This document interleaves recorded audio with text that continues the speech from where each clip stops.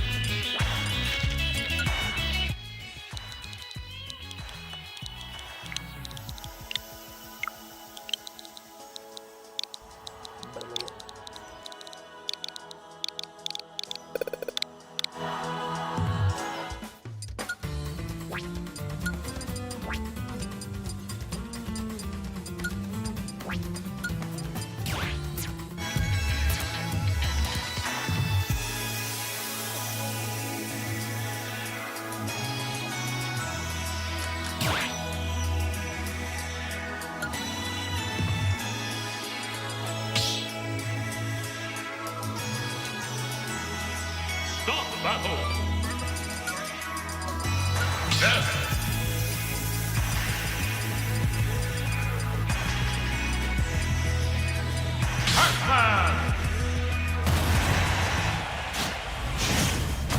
Alright, so for the first set of the night, we have Happy versus Better Player. Happy hasn't competed in a while, so I'm really excited to see him back.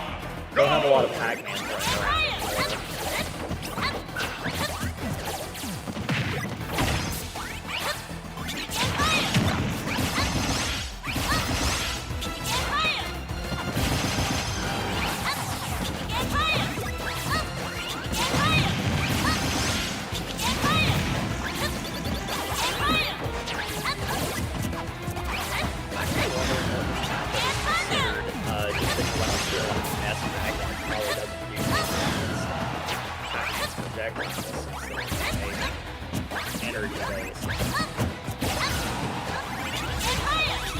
Yeah, sorry.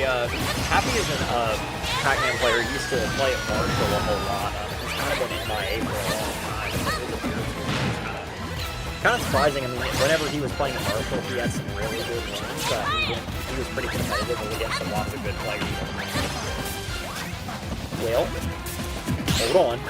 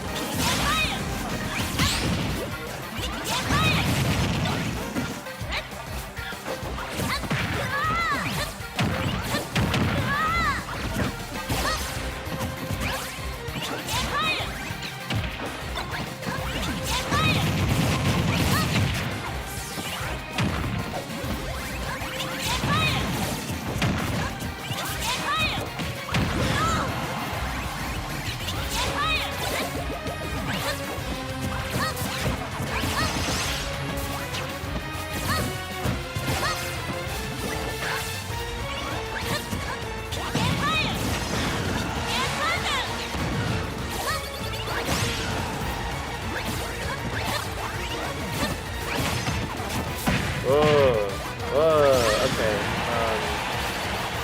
Does that do anything? Let's check what I can do. Hi, people.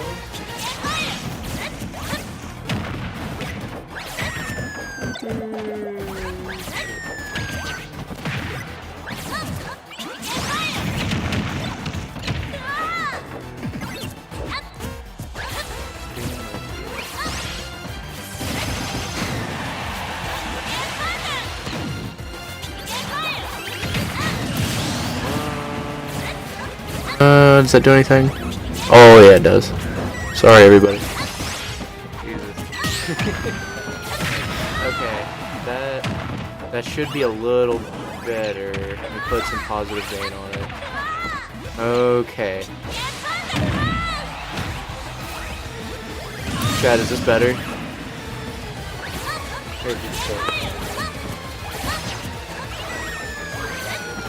I don't either. It's kind of hard for me to say. That's Someone in true. the chat, pull through. Chat, please come in clutch. Can you send a message to that? Yeah.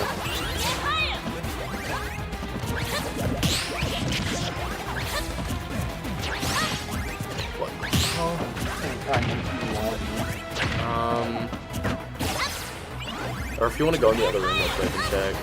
Oh, They can hear us. okay, right? awesome. So is this a good level of volume? Has better player in the game? No, I don't think so. Just doing that.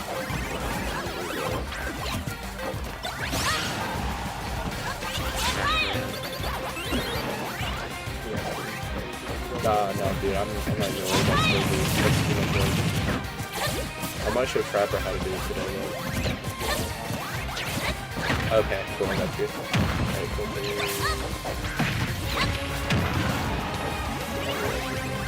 We'll put it as 6. That should be better, right? Like, I know I have a tendency to mumble. We'll put it at 8. So, let me show you how to get to there. Literally, like, Rode mic with the cog, and then I go to filters, and I go to edit filters, and then positive gain will make it louder, and negative gain will make it quieter. Okay, gotcha. I'll go ahead and just leave that open for you. You should be good. Alright, cool, awesome. Alright, everybody hear me. Okay. So missed most of game 1, trying to get technical difficulties fixed. Got both of them last stock high percent, down to about a 2-minute game. I'm not really surprised to see that with Happy. Notorious for camping people out. He was one of the first people at Marshall to beat Quintessence whenever Quintessence first showed up on the scene. So what I was saying earlier, though, Star, is that Happy was very active at Marshall a year or two back, and he kept it very competitive with a lot of the other players that were regularly placing top 3 at Marshall. So I mean, he did have a very hard time with Crimson Arrow's Min once he picked that up. I don't think he ever took a set win off of a Crimson Arrow's Min, but he did have pretty good records against like Breezy and Toucan when they were still active. But going into game 2 here, Happy does have a lot of, I'm going to say a lot of Ness experience, because there were 2 Nesses that played at Marshall Smashers whenever he was active.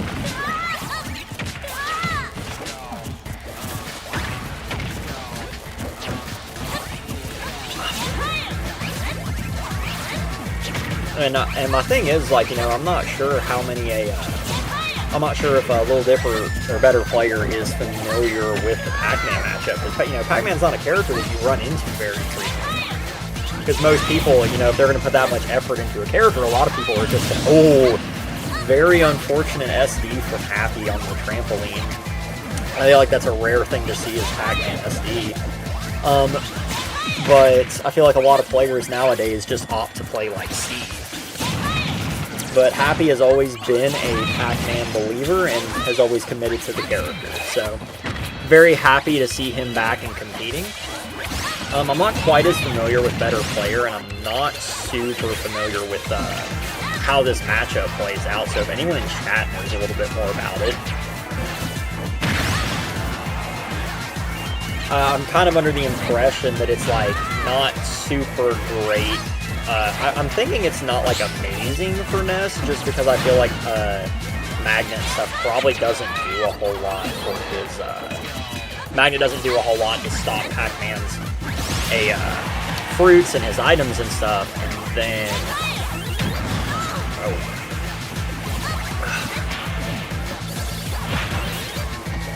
doesn't do a lot against Pac-Man's items, and I feel like Pac-Man can probably just out-kick Ness.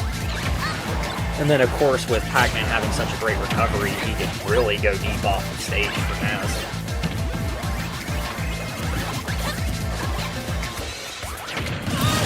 Yep, and Happy still has the goofy bell setups that are pretty standard for Pac-Man.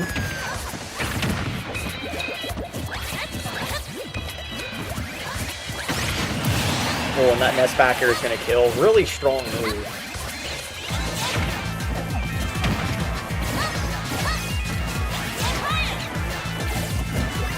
course, Happy's playing from a deficit here, so he doesn't really have the option to just kind of sit on the other side of the stage against better player. That really unfortunate SD he had at the beginning. Which Happy was also pretty notorious for playing Pac-Man a little more aggressively than most people would expect.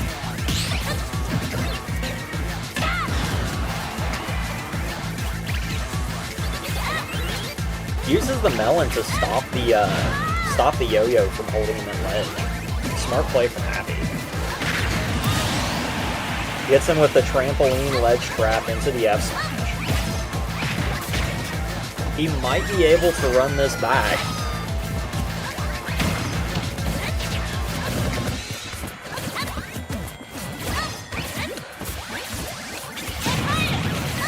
Better player just needing to find one really solid, searching for the back air here to try and close out this stock.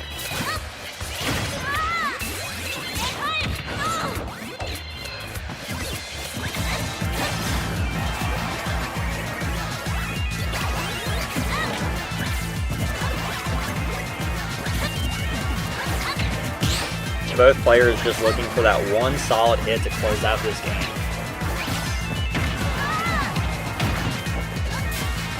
Was really hoping that he would get F-tilted for the melon there. Yeah, I mean, Pac-Man is such a weird character to play against. You just don't see him much anymore. And there's Bell closing out another stock. Really impressive of Happy to be able to run that back after that really unfortunate SD on the first game.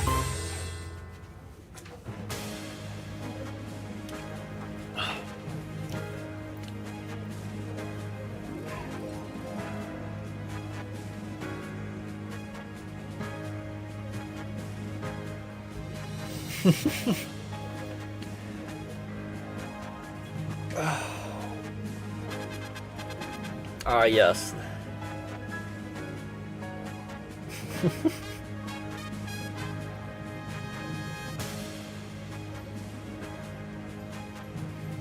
Yeah, like, I really enjoy watching Pac-Man because you don't really see the character a lot anymore.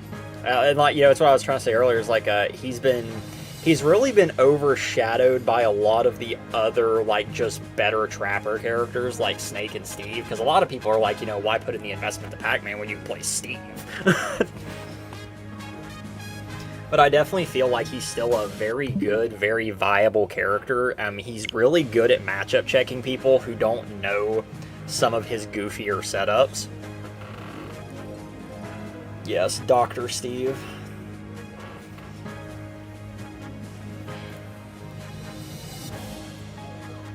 And like I said, Happy used to be very active back a year or two. About a year or two back, Happy used to be a lot more active, and so a lot of people that went to Marshall are relatively familiar with the Pac-Man matchup, but of course a lot of us hadn't played Happy in such a long time.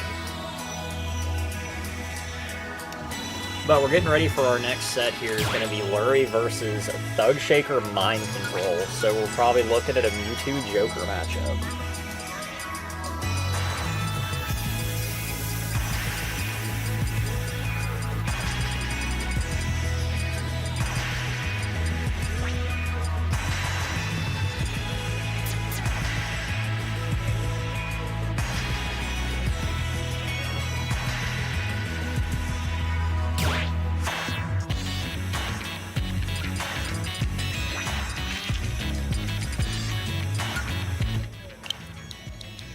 Yeah, I can imagine Falco Pac-Man being kind of a weird matchup, because of course Reflector deals with a lot of Pac-Man stuff, I'm sure, but it's still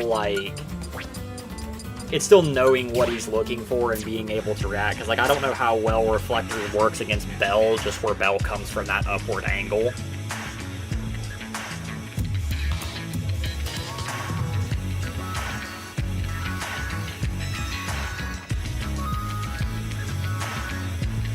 And this upcoming matchup, I'm gonna assume is Joker favored. I can't imagine Mewtwo is super good against Joker. Since I imagine Joker can probably out-camp him. Of course, when Joker gets Arsene, Mewtwo's really floaty and really easy to kill, and of course that tail hurt box isn't helping him any.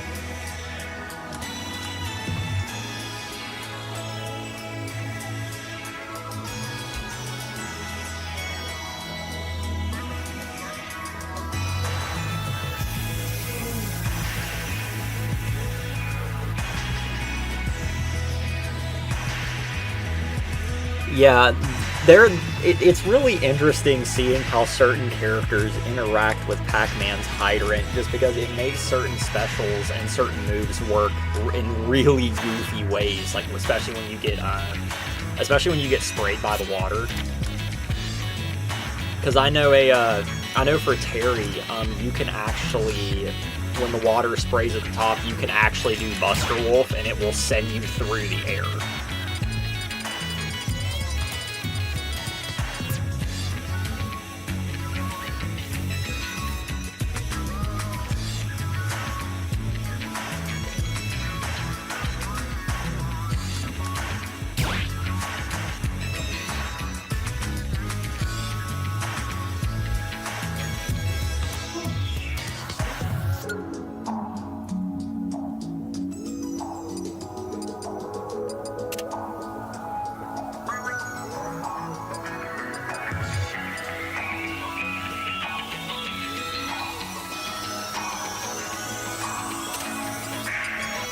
You know, Oatmeal, I'm gonna have a really hard time believing that Joker Mewtwo is Mewtwo favored.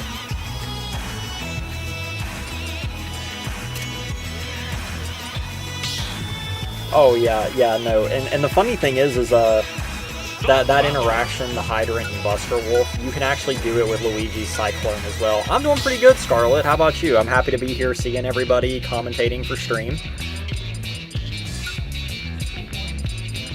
Yeah, this is game 1.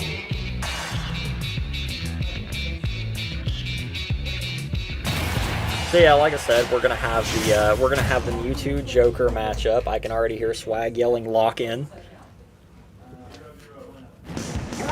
Starting off Town and City. Got those small blastings on the side. Flurry starting with a very aggressive stuff. Wait a minute. Oh, Flurry pulling out with a 0 to death right off the bat. First stock's gone in 10 seconds.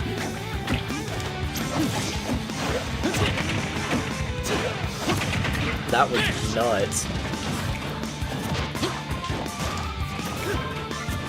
I hear you, Scarlet. I wish more people had been able to come out. I'm gonna try and be here more frequently to do commentary and stuff and just hang out.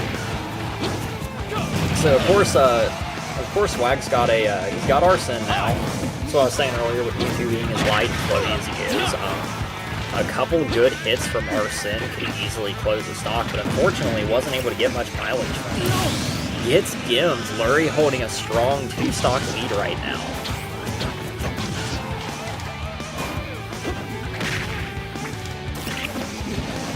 Tries to go off stage to close out the stock on Lurie, and Lurie still just very in control of this game.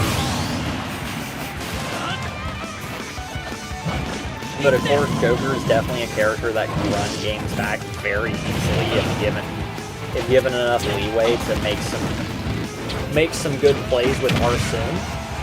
Just like that, he's already got him close on second stock. Unfortunately, not able to close out a second stock with Arsene.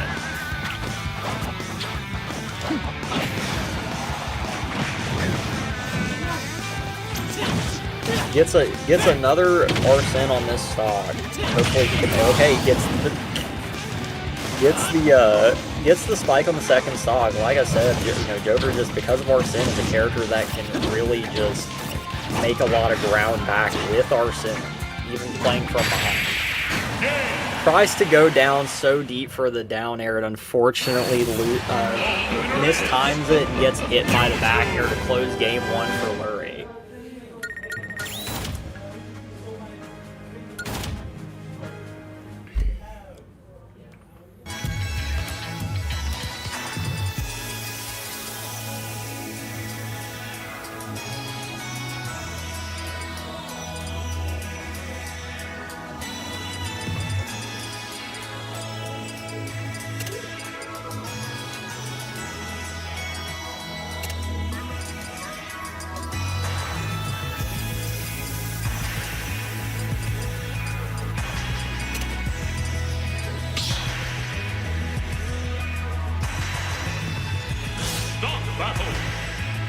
Yeah, it's kind of a light evening. Even General Luigi's not here today, and that's what really throws us off because he's always here. But game 2, going to Hollow Bastion. I'd say this is. I heard Swag saying that this is Joker's best stage. I don't really know a whole lot about stage picks for Joker, so I cannot speak to that. But I imagine it's. I'm thinking Town and City probably wasn't amazing just because of those small side blast zones.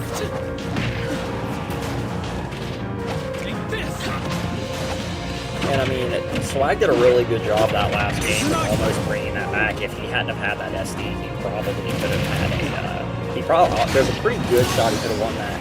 Lurie clearing out the first stock with a very unfortunate up B, which I assume was a misinput from Swag, just to get punished and hit by forward air on the stage.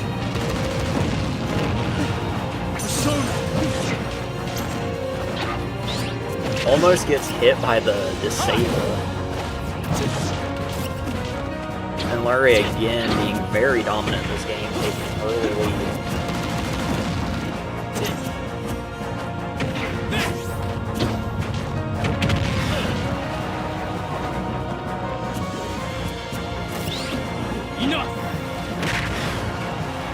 Tried to go for, I don't know if he meant to go for the Rebels guard there. He thought he was still going to have Arsene and was trying to counter.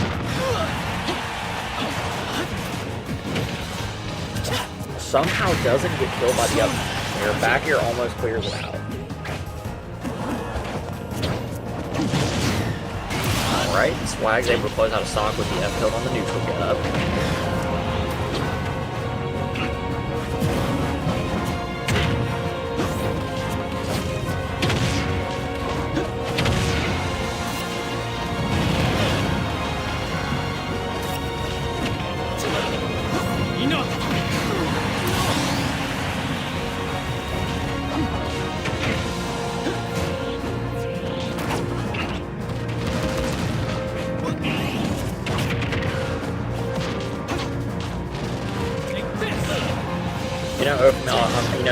Lurie's making me start to believe that this might be a Mewtwo favor. Because he's had very good starts to both of these games, though Swag has been able to keep it up both times, gradually gaining some ground back throughout this match.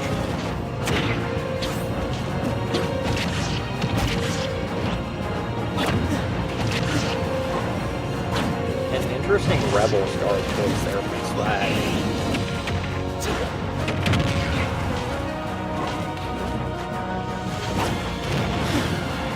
Tries to go for the F smash reach, just barely off. I feel like he really needs to make a big play here with Arsene, and then unfortunately just loses Arsene.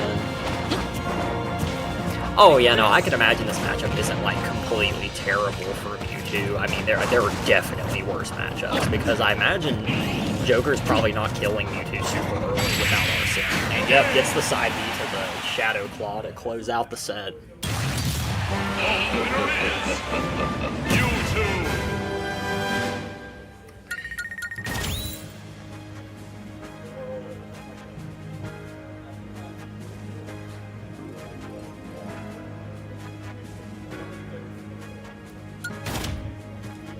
Yeah, unfortunately, that game I do think Swag was picking some panic options. There were some sections, there were some spots that I did see, like Rebels Guard and areas I probably shouldn't have done Rebels Guard, but Lurie also a really good player, repping a low mid-tier like Mewtwo and performing so well. Like, I don't know about anybody else, I think Mewtwo's kinda hype. It's hype until I get camped with Shadow Ball. Alright, next upcoming set we've got is going to be Cake Senpai and Water Without Any Ice, so I'm expecting so we are either going to be getting Zelda ZSS or we're going to be getting Steve ZSS. So, Water Without Any Ice, from my understanding, is pretty notorious for very long sets and really testing players' endurances throughout their sets. So, I am locked in for a long set here.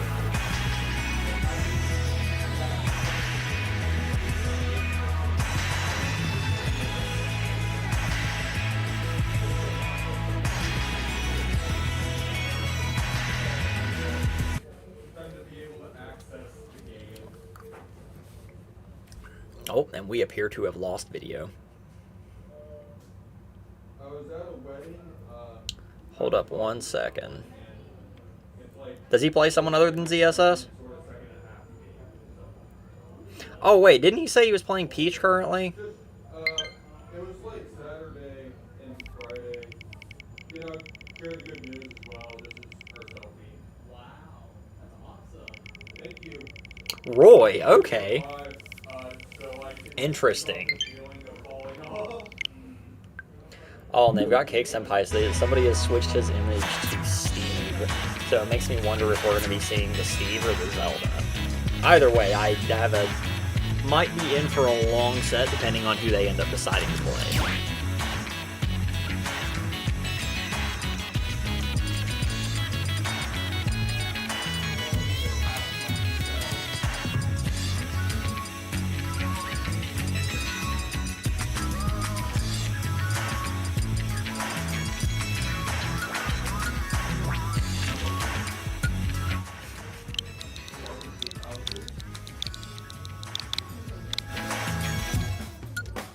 Yeah, I know previously Cake Senpai was a solo Zelda main, and I imagine that's a rough existence with how Zelda is as a character, so I can't say I blame him for deciding to pick up and start practicing a much higher tier character, or decided to go from solo maining a low tier character to playing top 1 in the game.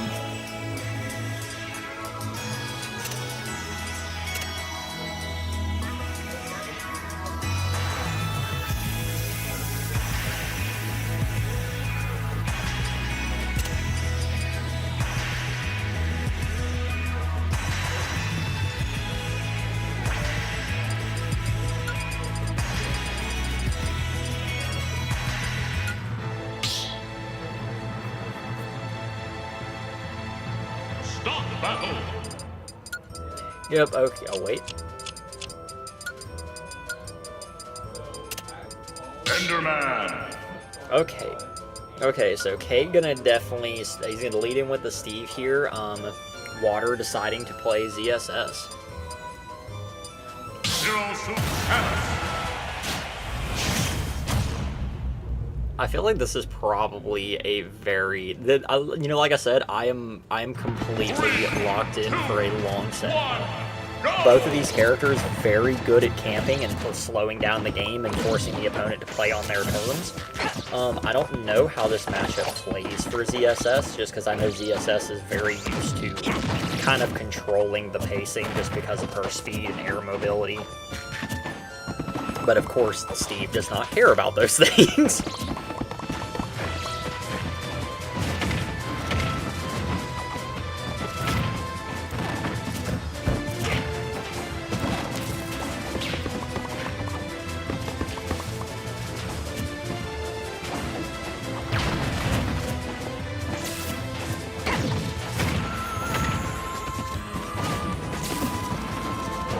Not seeming like ZSS has a great option to challenge Minecart right there. Oh, and the down tilt actually hits ZSS up. That's interesting. Very hard to get off, get dives to the dare in the middle of the stage. I really, I feel like that move should have been given velocity, like dealing more damage if it fell further and less if it did.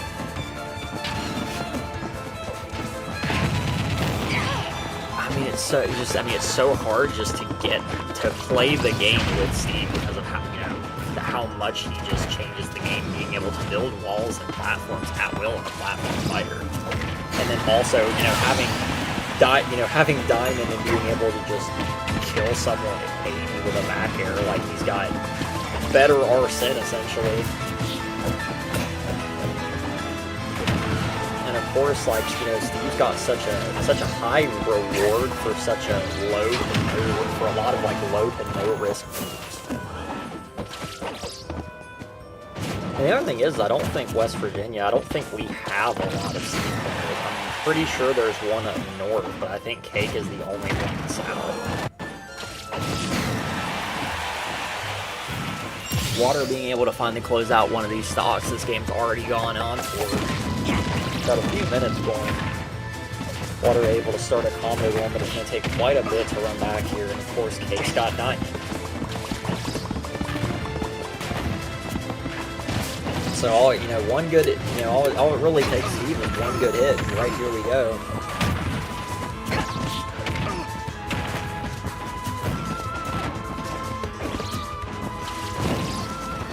It's really weird seeing a character be able to out-camp ZSS because, of course, he can just place those blocks around and just hard stops her mobility.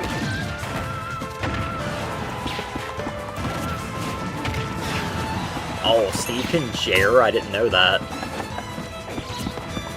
Yeah, I mean, Steve has everything that you could want in a character. Yeah, exactly. He has everything you could want in a character and more. He has he has a great disadvantage because of being able to place blocks and use minecart. He has he's got good spacing tools. He's got good trap setups. He's got great combos. He has low risk, very high reward moves that you can just keep pressing. I mean, he has everything you could want in a character and more, exactly what you said.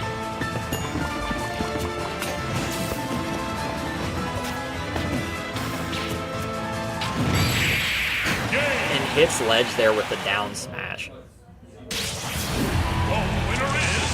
It sounds like they may be having technical difficulties on the setup, so it might be a second before this next game starts.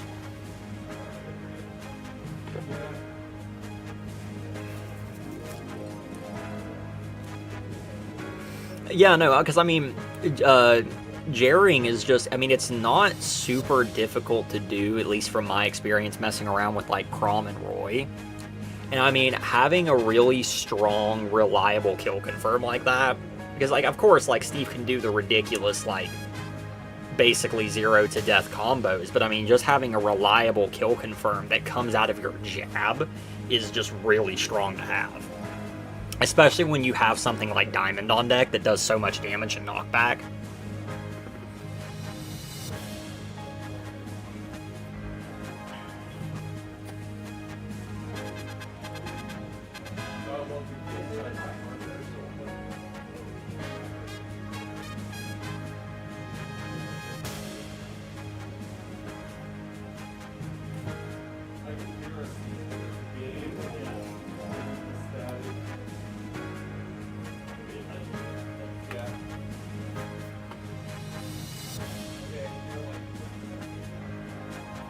Okay, so it sounds like they're having audio issues is what's going on in there.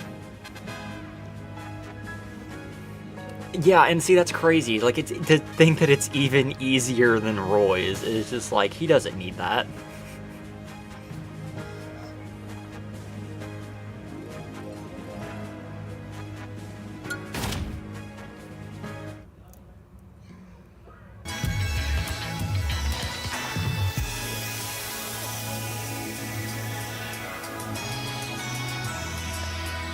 And it's so funny to think that Steve is, completely undisputed as top 1 in the game now, because when he initially came out, a lot of people were like, yeah, he's mid-tier, he's not going to be that, or like, there were quite a few people that were like, he's mid-tier, he's not going to be that great, and then, of course, everyone started just dominating Steve.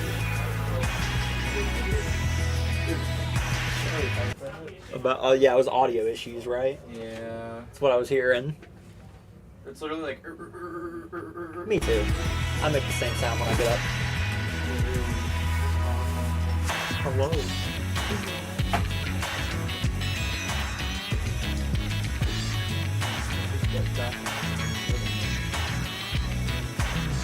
Still be on thinking.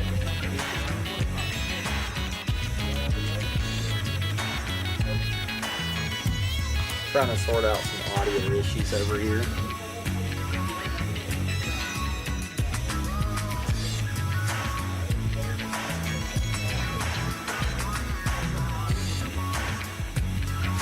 Yeah, I mean, it's like he has, I mean, it's like Poop Smeller said, it's just like he's got such good, I mean, he's, the only thing he's really lacking in is like some simple properties like airspeed, but it's like when he has so much of everything else, that doesn't really matter. And it's like, a lot of these setups he's sitting for are completely risk-free for him.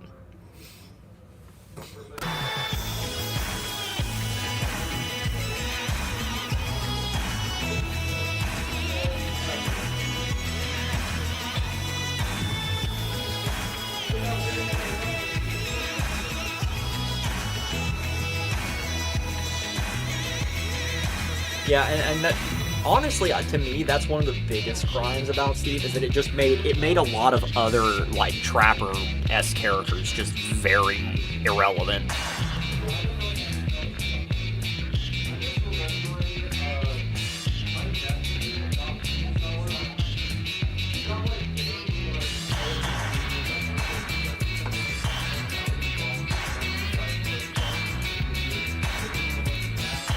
Yeah, and I mean, of course, if something's good in a game, people are gonna use it. I mean, and that's why you do see a lot of, like, you have a lot of Steve players now. You've got quite a few Kazuya players, Game & Watch, Sonic. You know, all these these characters that have a game plan that most of the cast can't really disrupt. Because, of course, the less mental maintenance you have to put into that, the better. You know, forcing your opponent to play your game.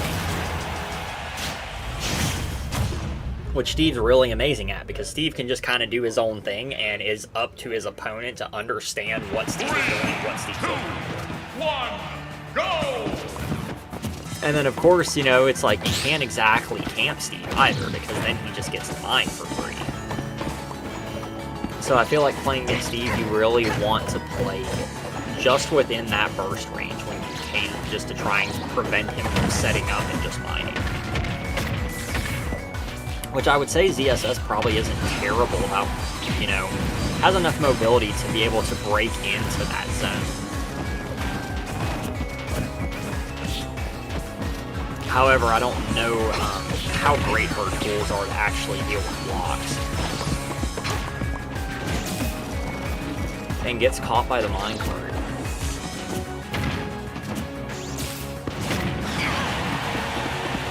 Almost died. Almost died to minecart at like 80.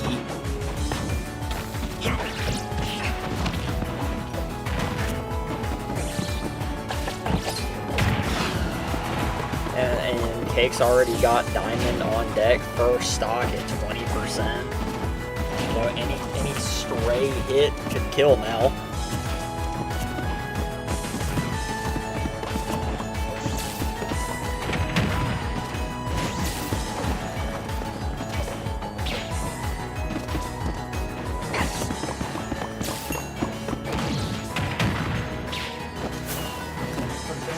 Hey, go.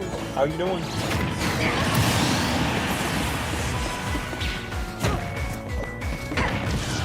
Yeah, I feel like this is a really weird matchup for ZSS, just because ZSS can't really play her usual game, because if she plays even a little too far away, like I can see that Cake's getting these small opportunities to mine, and gets an easy 70 to 80% there. Oh my god, what was that? Man, I don't even know what to say about that.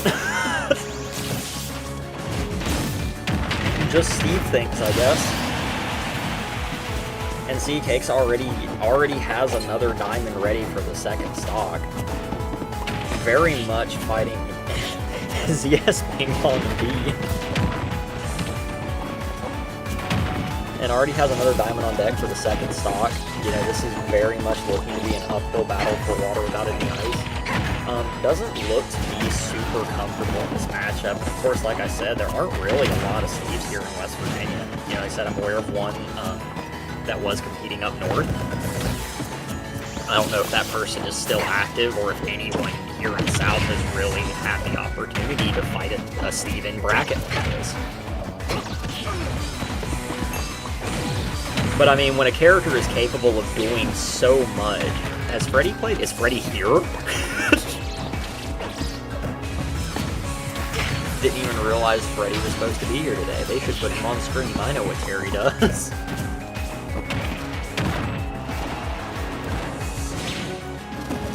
Okay, yeah, thank you, Brady, because I was sitting here thinking, I was like, I knew there was a Steve player up north, but I just, I was thinking that I hadn't seen him super active here recently.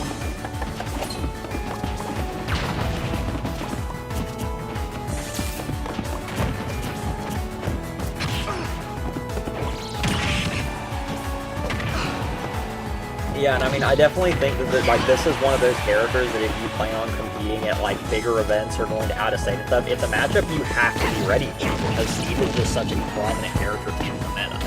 So it's like it's not one of those matchups that you can really afford to not know. But you know, it's of course when the character is capable of doing so much.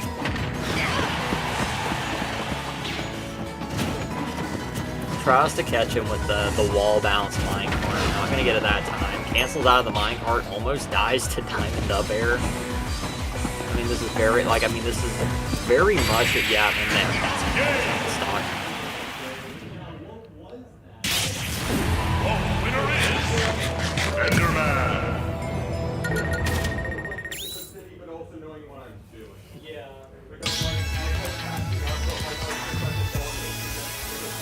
Start the battle.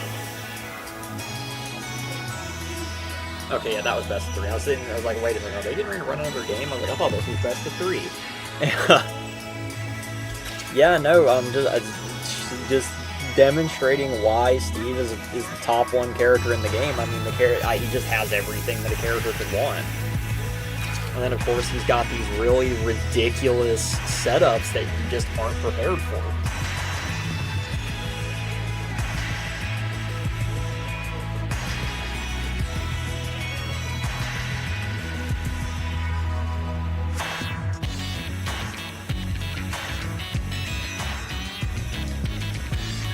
Okay, so it looks like we're going into, they're putting up the losers on screen now, so we're now going to have Water without any ice against a better player. We'll get to see if Water without any ice is a little more familiar with the Nest matchup, a little more prepared for this.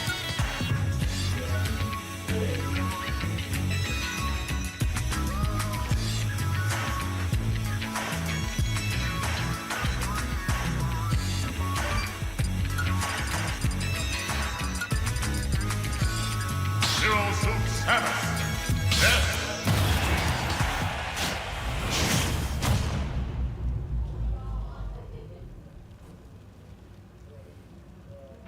Three, two, one, go!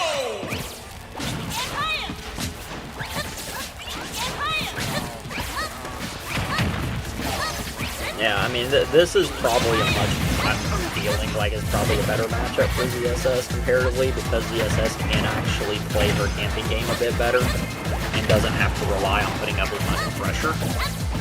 Though I can imagine she may have a hard time air-to-air in the Nest, but I would think she also probably edge like Nest pretty well. The very popular forward air from ledge from Nest. See that in a lot of Nest players. And Nest's a character that's just so good at racking up percent.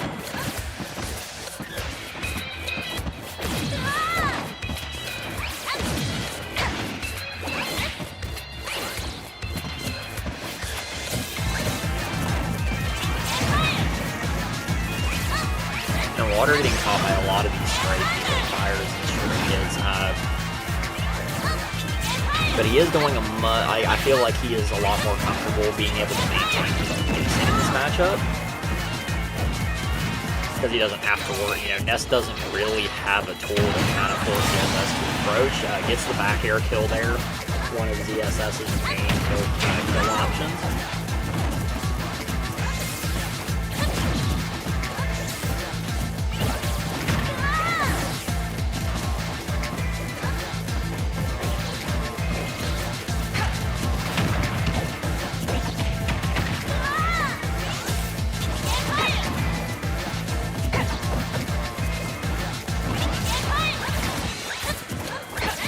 Yeah, and I mean, of course, having a stock lead with ZSS, and he has the option that he just doesn't have to play the game now if he doesn't want to. And of course, having speed, he can very much dictate the pacing. You know, it's really up to, oh, he gets a good gimp there with the PK Thunder.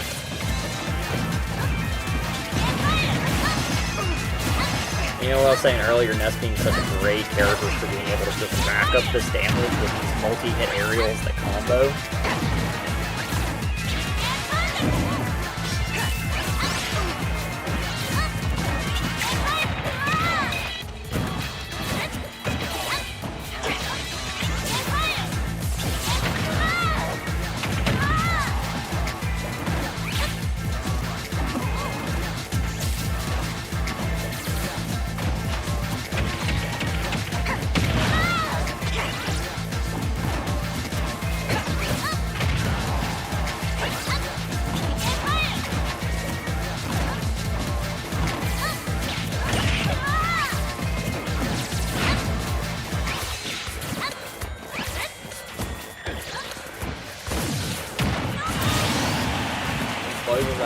another stock with back in.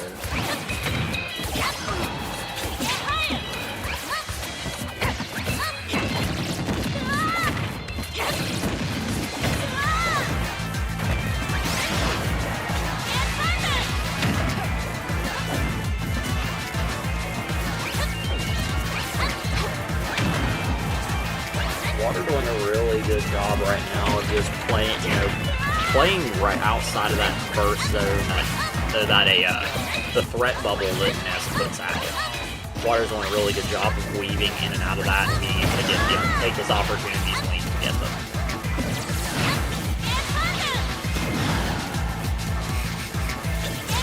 Oh god, it's Croco with the Poppy Pasta.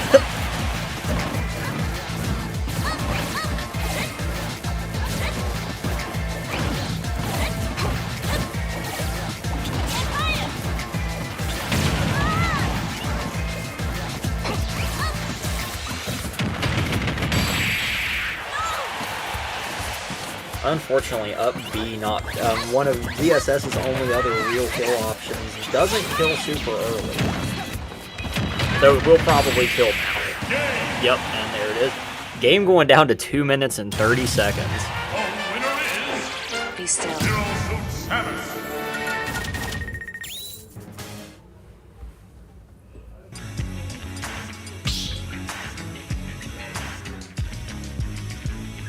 Start the battle. Palutena. Makes the Palutena switch.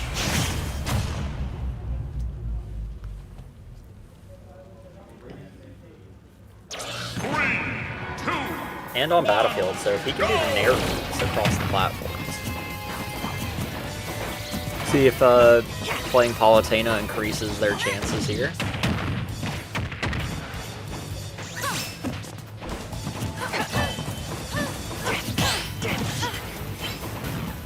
You don't like the Palu switch, Oatmeal?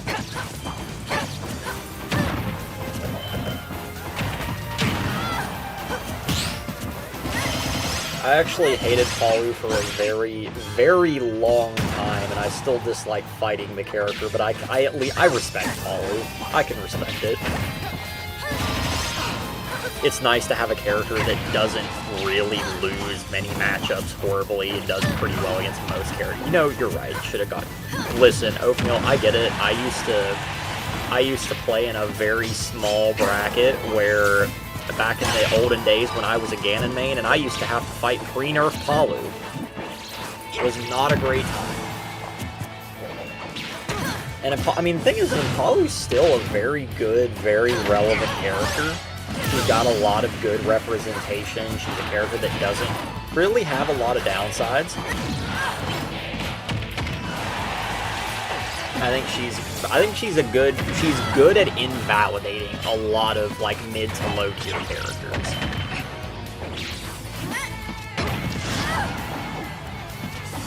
And so far, this Palu switch seems to be working out pretty well for him. It's giving him a little bit more range to space out. It's giving him a little more range to space out and play around ZSS.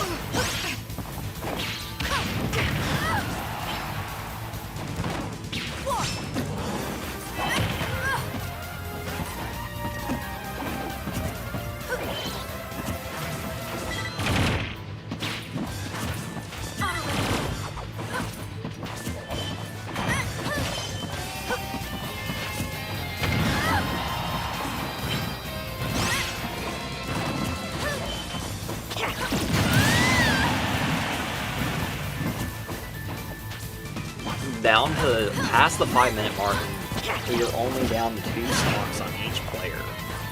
Water seeming to have a much harder time with this matchup than he was with the Ness matchup, so I definitely feel like the Palu switch is making a big difference here.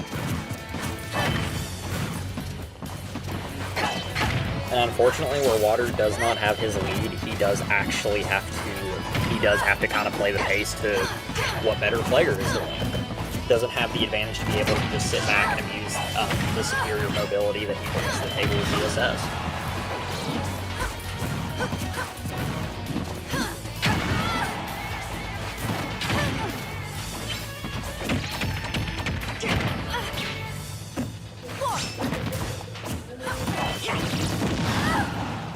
surprised he didn't do the spike there with the down special.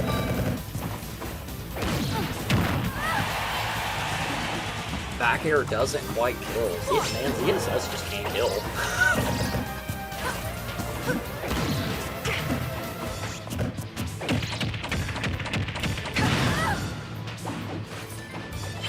This character just can't kill.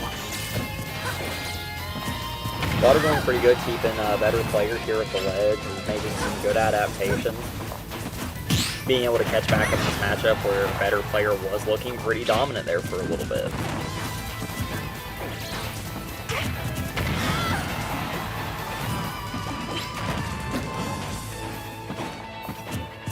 And Water now having his lead, he does now have the option to just play back and wait till he decides he wants to play the game.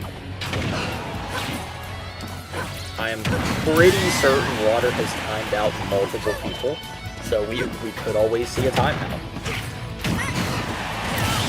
Closes it right back with the back air, bringing us down to the final stock with 3 minutes left on the clock.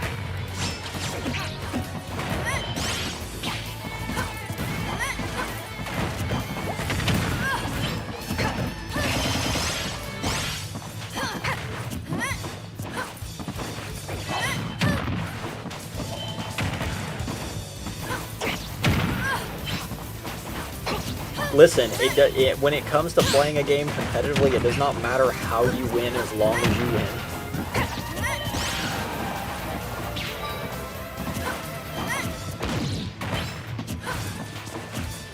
Yeah, I mean, timing out is it's a viable option. Like, if you're playing a character like Sonic or ZSS or another character that's just really good at keeping people out, I mean, it's like, if you have the option, why wouldn't you? Almost closes out there with the down special.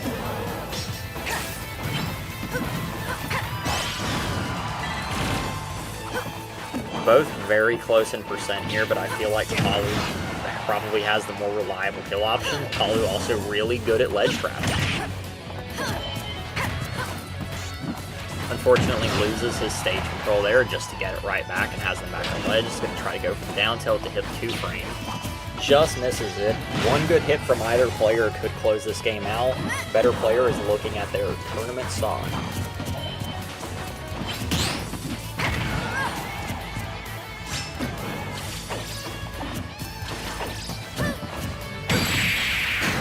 And closes out with the back air. That shield and vulnerability coming in clutch. Hate that move with a burning passion. Such a good move. Taking it to game 3, clock was down to 1 minute on that last game.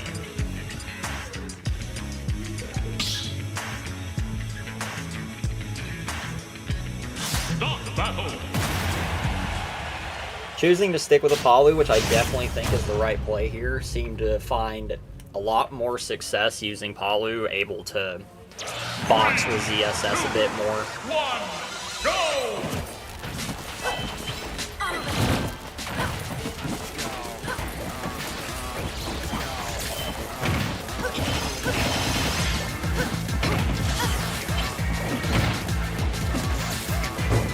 Water taking the early lead, which is definitely to his advantage, lets him play the slow game that he loves to play.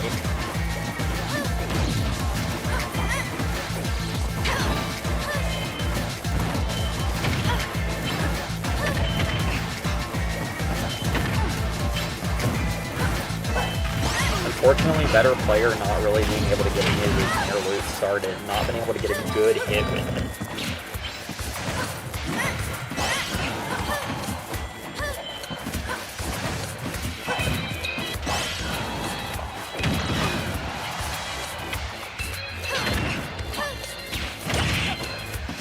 This is the confirm there, what could have been a really good kill for better player.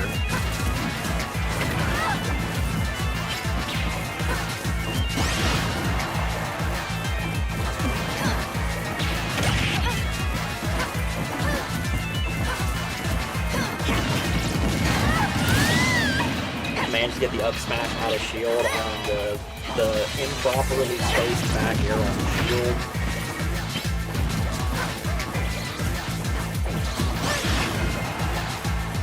I'm going to assume improperly spaced because I'm pretty sure Polly back here, if spaced properly, would be safe against the SS that smash out of shield.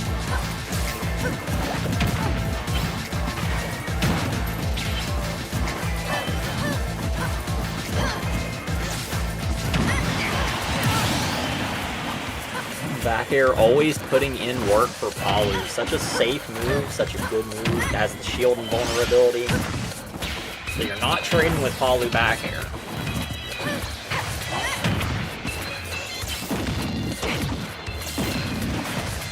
Interesting choice there, going Paralyzer into Paralyzer.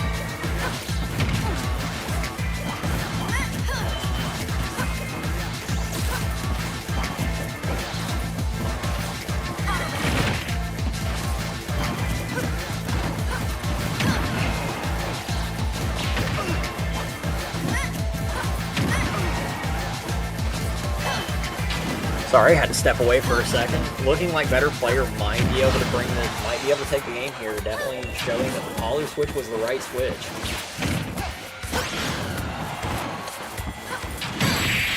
Yep, and another back air to close out the set, taking Waters' tournament style. Hide from the light. Good games from both players. We're about to take a short break for raffle. Are we going to take a short break for raffle? Yeah, it's whenever top 8 starts. Okay, gotcha. I mean, what can I say? Palu back air is a good move.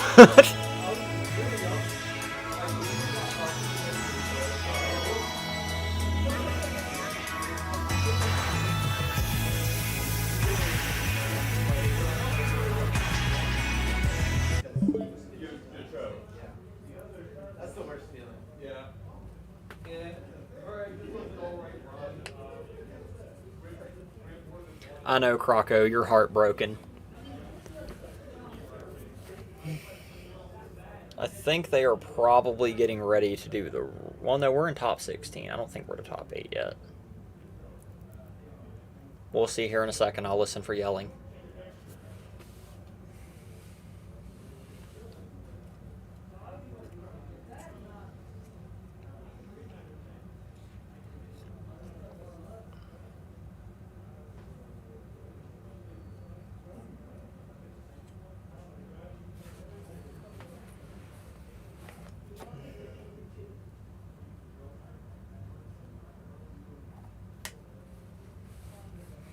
Bro, I feel it. I wish Terry back air had invincibility. That move is crazy.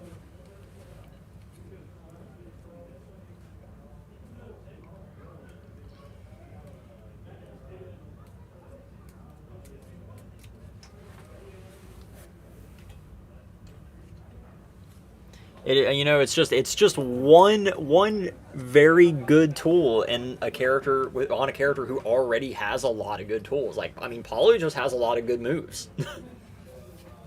Isn't that right, Brock? Correct. Palu just has a lot of good moves. Oh, yeah. Like, Palu just has good moves. There's not.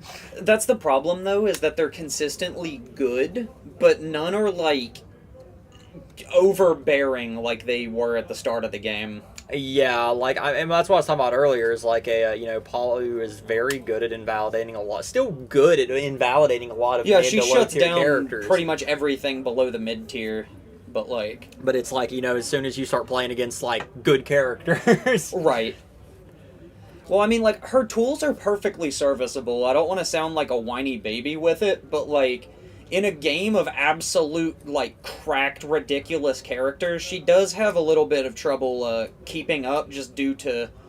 It feels wrong to call it honest, but, like, her tools are very straightforward, is what I'll say. She doesn't have...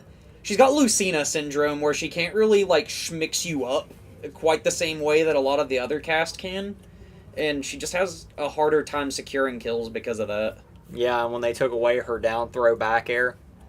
That was, like, my modern-day tragedy. I know a lot of Palu players like, no, she's bad now. That was like To Kill a Bachelor. They killed me. I mean, like I said, I still feel like she still has a lot of top-level representation. She's still a very good, very, like you said, serviceable character. She still very much has a place in the meta, in my opinion. I don't disagree. I just think that she's definitely a far cry from that, like, top 5 to top 10 character that we were, like, expecting. Or, like, that we definitely saw at the beginning of the game's lifespan. Yeah, I mean, Palu was such a dominant character when the game first came out. I mean... Power creep hit her really hard. I'm not a fan of the nerfs they chose to do for the game overall.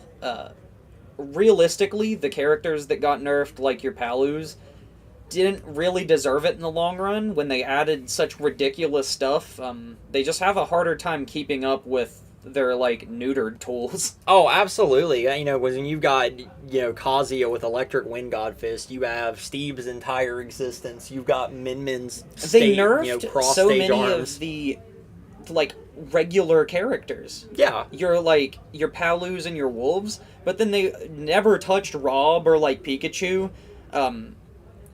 beyond, like, the universal buffs and, like, nerfs that they gave to, like, shields and projectiles and things throughout the lifespan of the game. But you could argue that even those served to benefit Pikachu. Oh, yeah, absolutely. When you are. Okay. Are we doing a raffle? Yep. Alright, hang on. We will be back, chat.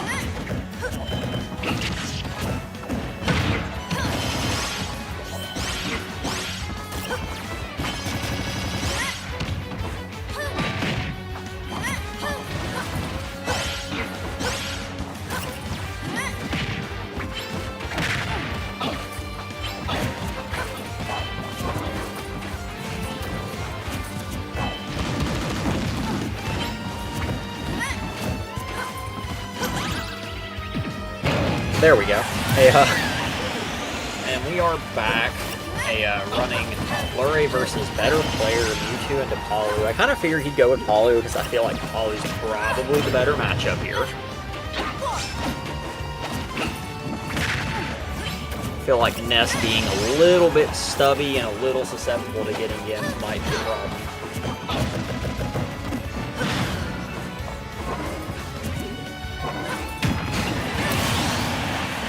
Absolutely loving that back air today. Flurry doing a really nice jab lock. Tries to go for the back air to close out the stock, but gets teleported past by the Palu. That's for about 2 characters out here that can both teleport.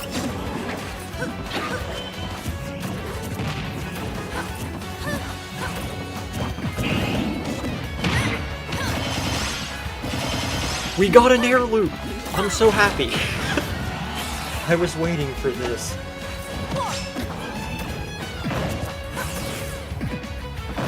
And I mean, Mewtwo is just a character that can just blow people up. Fortunate for Palu for having fast enough air that she can get out of the side special forward air. I'm pretty sure with my limited knowledge about Mewtwo that is restricted to only characters who do not have fast. Gets hit by the Shadow Ball at ledge.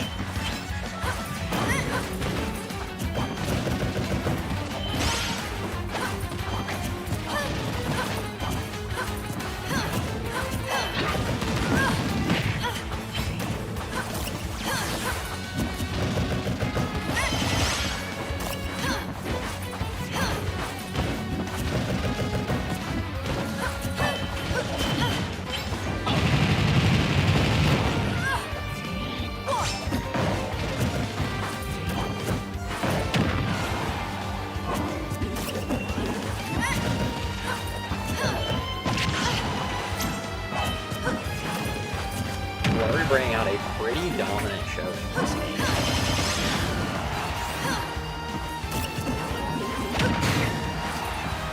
Almost dies the back air at ledge. Not quite yet. Slips past ledge there. Unfortunately, a better player was not able to get good capitalization off there. Missed the up smash. And allowed Flurry to get back onto stage. But gets another back air to close out. Palu can definitely run this back.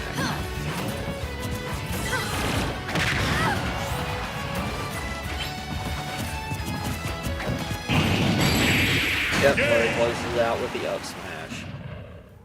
The winner is Mewtwo.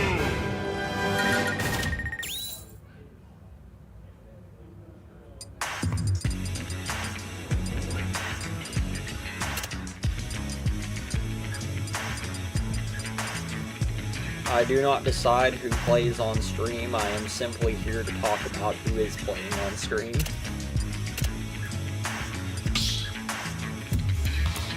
Though I would love to watch. Something happy. That sounds like a fun match to watch.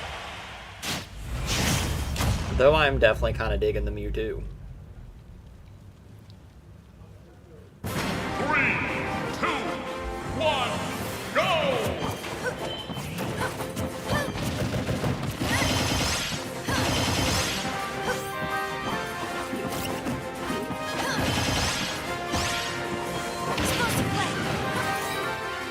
Better player having a really good start this game, able to rack on some percent pretty quick.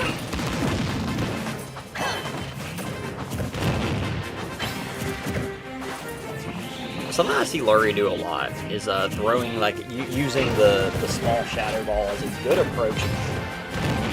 And just like that, Mewtwo is one of those characters like very much a glass cannon type character. I mean, he can put on a lot of damage really quickly. Like, he can be very explosive, but he can also be exploded very easily.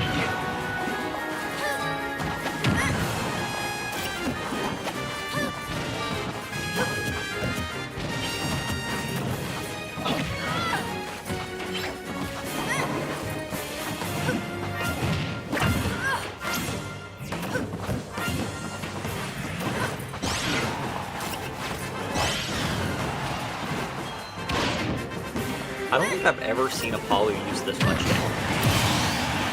And again, closing out another stock with back air. Just Palu things.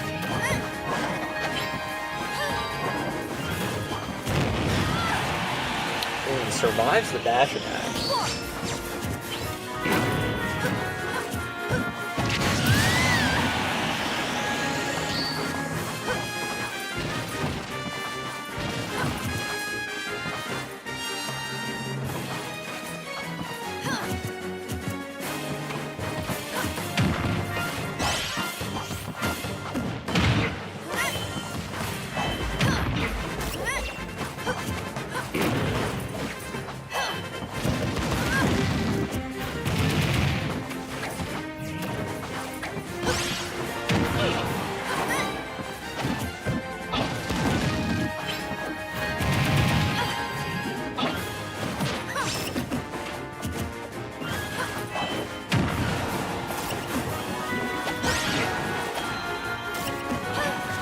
Better player has been doing a pretty good job so far this tournament at ledge trapping people, only giving up ledge on a handful of occasions.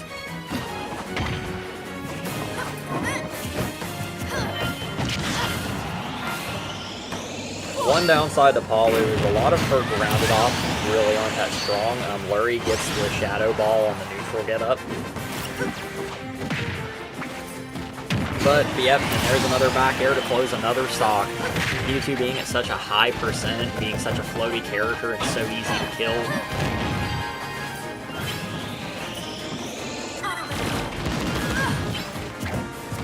And also being, Mewtwo being fast enough to be able to punish an auto reticle whenever it's not in space properly, and if it doesn't land, you don't really get anything.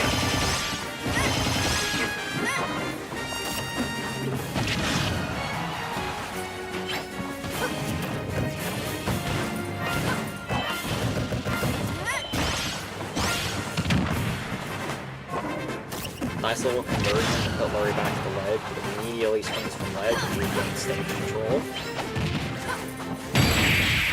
Gets hit by the angled F smash to trade with back air. Closing out game 2 for Lurie.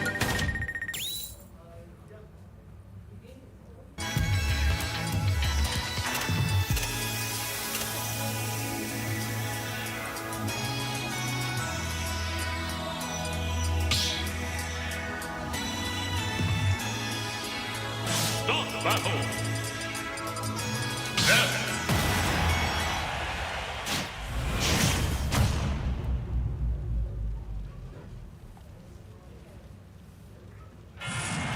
Opting to switch to Ness, after dropping the 2 games, after going down to 2 games, thinking maybe Palu's not the pick. Again, Scarlet, I have no control over who they put on screen.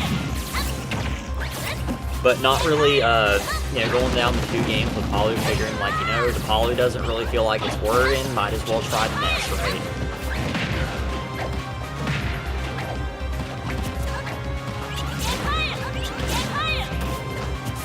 Ness can probably do a little bit more about these Shadow Balls, get some HP back whenever if Lurie throws out a Shadow Ball a little recklessly, though seem to be having a harder time right now making back to it. It's the PK Fire reflected.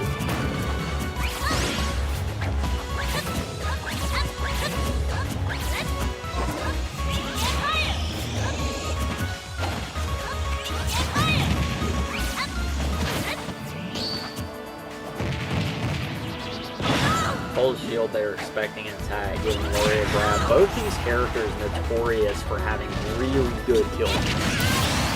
And Lurie goes deep to get the kill, but unfortunately, SD's in the process. But we call it work.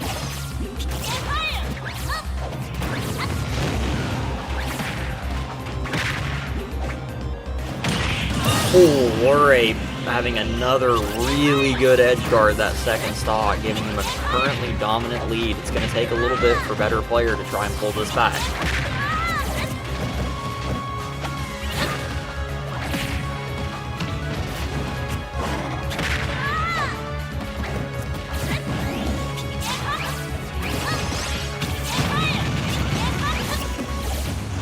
Unfortunately, better player was not able to get a continued PK fire chain there. But he's still managing to hold him here.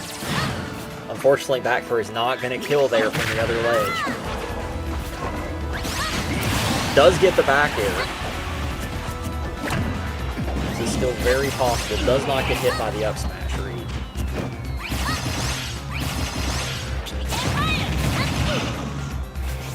Racks on a quick 64% damage. That's also being a character that can rack on damage very quickly.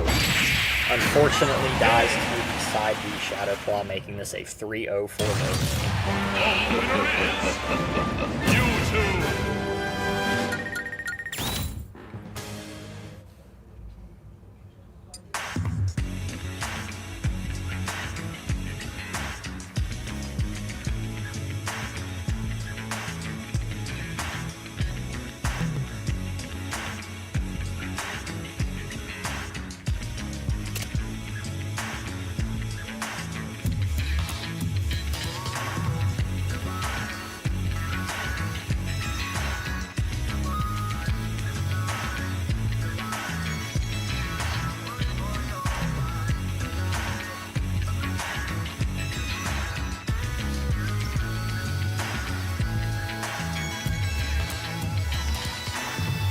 maybe, just maybe, they will give you all the swag happy that you're asking for. I can't even see bracket. I don't even know if both of them are still in.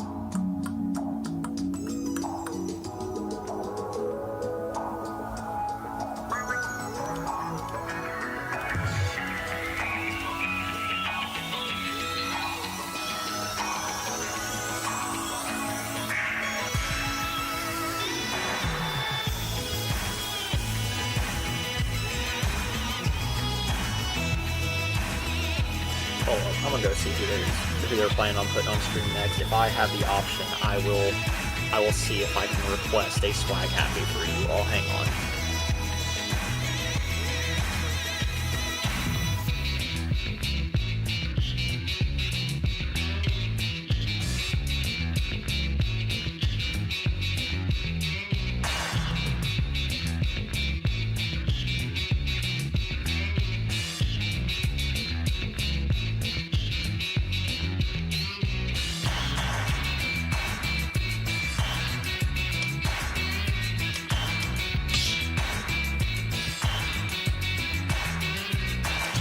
Battle.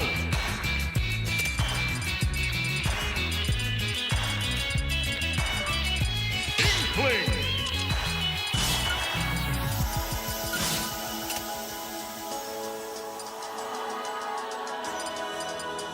Captain Falcon. Alright, so you all are getting Rapid versus Better Player Inkling, which is not what I've seen out of Better Player so far. I know Rapid was saying today that he was planning on running Falcon for the entire day unless he goes down 2 games. Then we might see the Roy, but he is trying to make his run today with Falcon.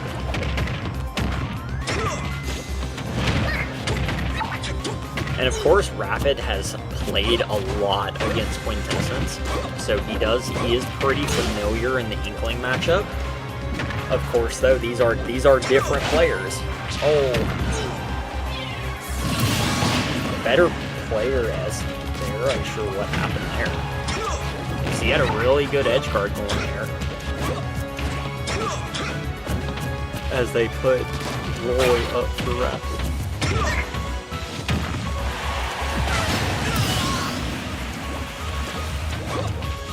Oh, Sabatino. Yeah, they hadn't changed the name yet. Yeah, sorry.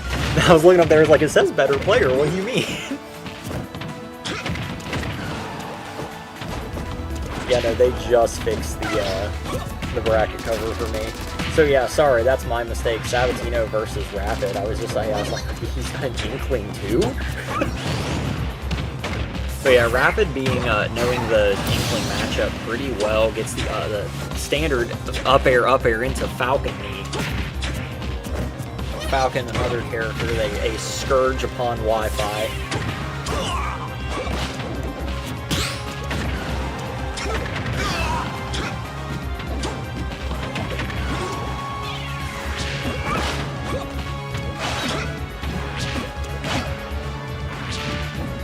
Oh, gets a really good gimp there. Falcon having a notoriously not good recovery, and Inkling being a great character at edge guarding.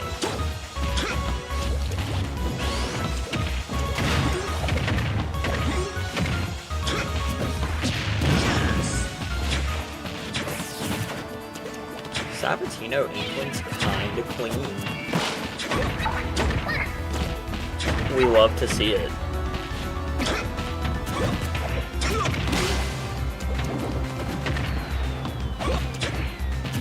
Yeah, they're actually both the same player.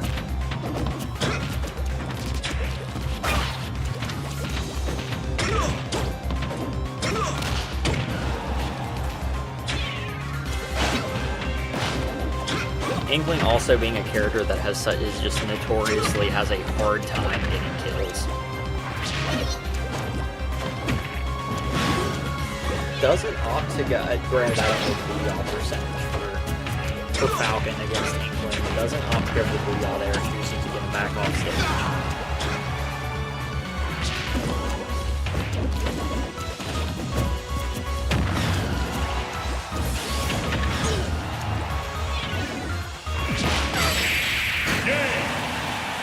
Yeah, I mean, he has a very solid Inkling. You know, and of course, a lot of us here, we have seen a lot of Inkling, of course, because of Quintessence, and I mean, he's got a good Inkling.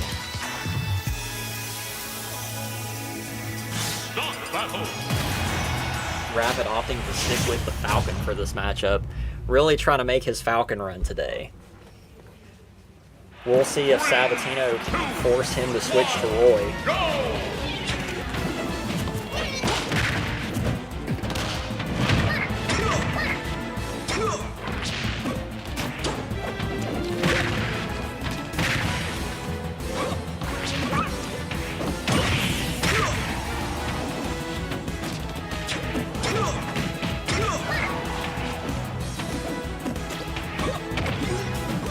Rapid currently taking a very, very dominant lead this first stock. Of course, Inkling's a character that can rack up a lot of damage off of one good hit.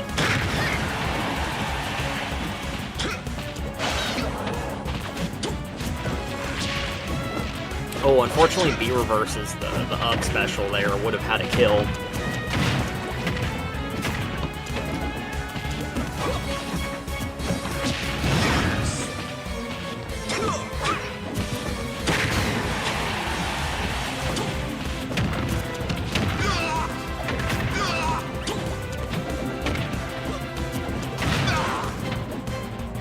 Sabatino getting a lot of good reads here, closed him out with the up smash, sitting at a hefty 178%, managing to hold on to his stock.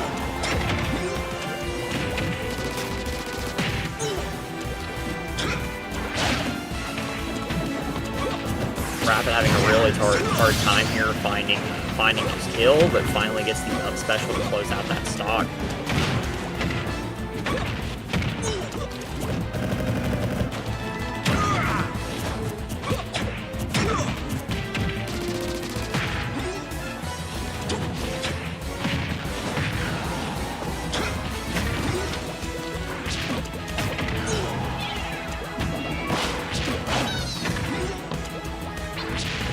having a really hard time here getting off ledge against Sabatino.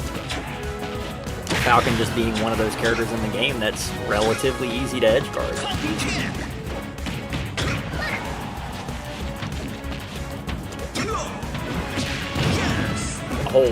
Honestly, I think he would have died there if Sabatino hadn't gone down for him. I think he might not have actually had enough range to get up there.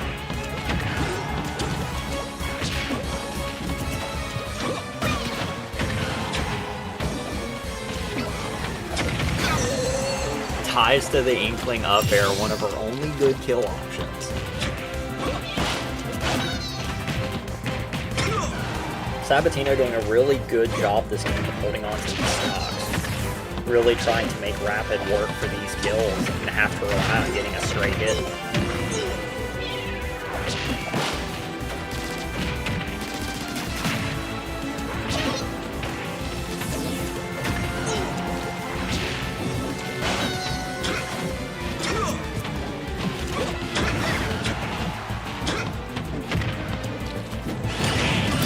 Gets the side B spike, but is he able to run through the rest of this stock? Falcon being a character that can explode stocks, but doesn't seem to be not really having an easy time getting a good hit on Sabatino. Sabatino's doing an amazing job holding him here at ledge, racking on percent.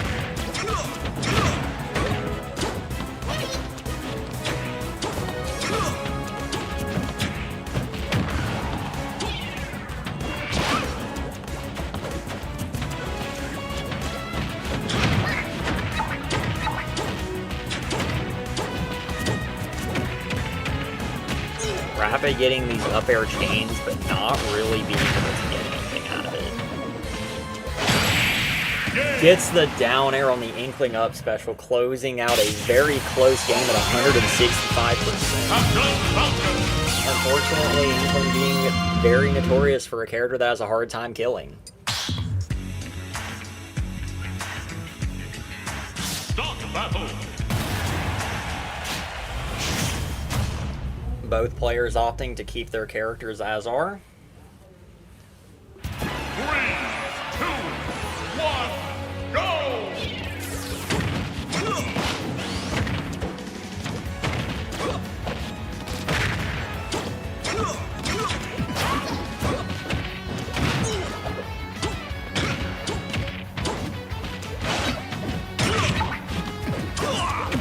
Oh, Rapid goes for the hard S smashery there. Sabatino is just out of range for it.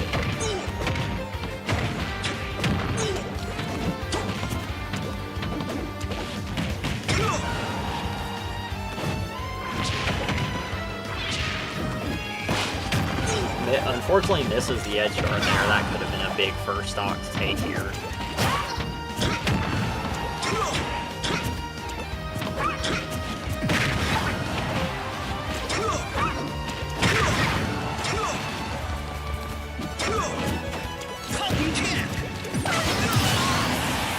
Rapid going for the unsafe down special and getting punished. He's really wanting to get this down air, and he does get it. Going for a lot of these down airs at ledge.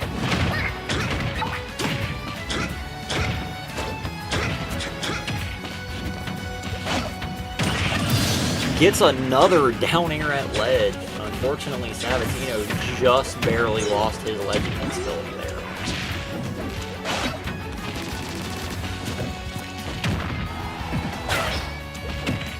Manages to mash out to not get hit by the F smash.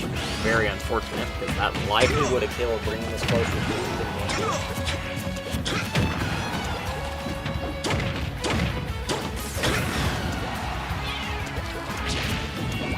Ooh, and goes too low and is not quite able to recover.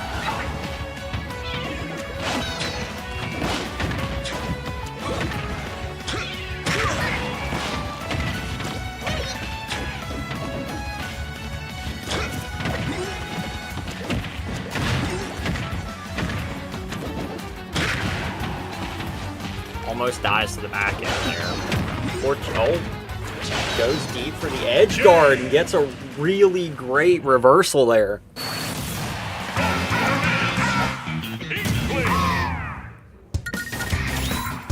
Great play from Sabatino going deep for that edge guard.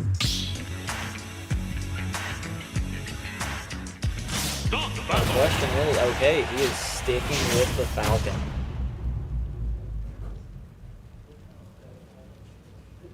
Three, two, one, go!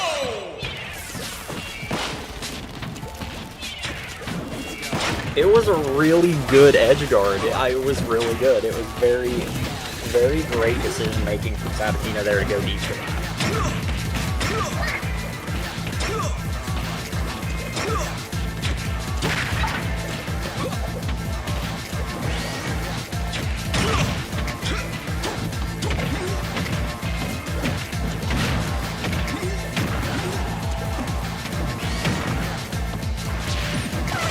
Inkling back air being so disjointed. Sabatino getting another really good edge guarding situation. And Raven just absolutely fishing for this down air to try and close out this stock. To try and bring this back to the even game.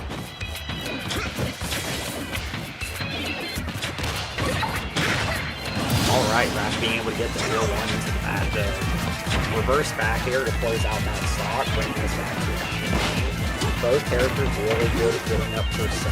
Sabatino's been doing a great job getting these edge guards. Even though Inkling generally isn't great at killing, he's been really good at these edge guarding situations, especially against a character like Falcon.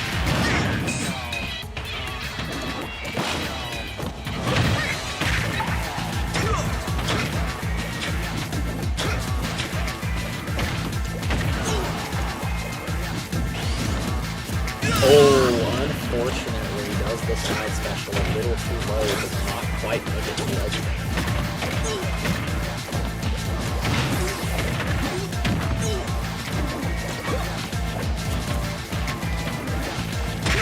Rapid's really going to have to make a big play here to try and get this game caught up.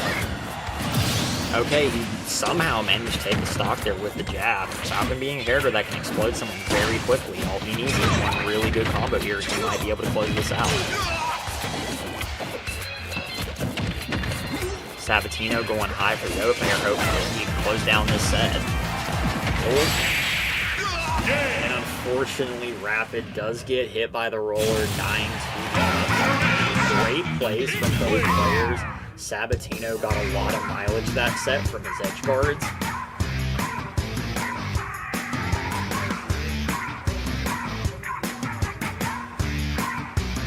Surprised to see that Rapid did not pull out the roll.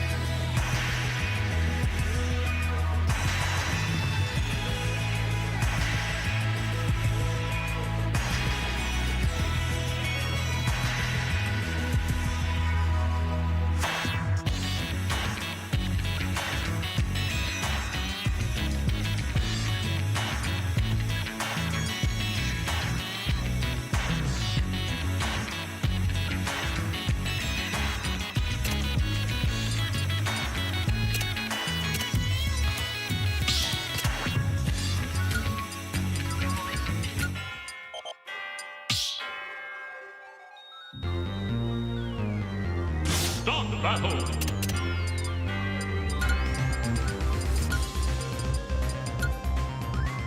Enderman. Min Min.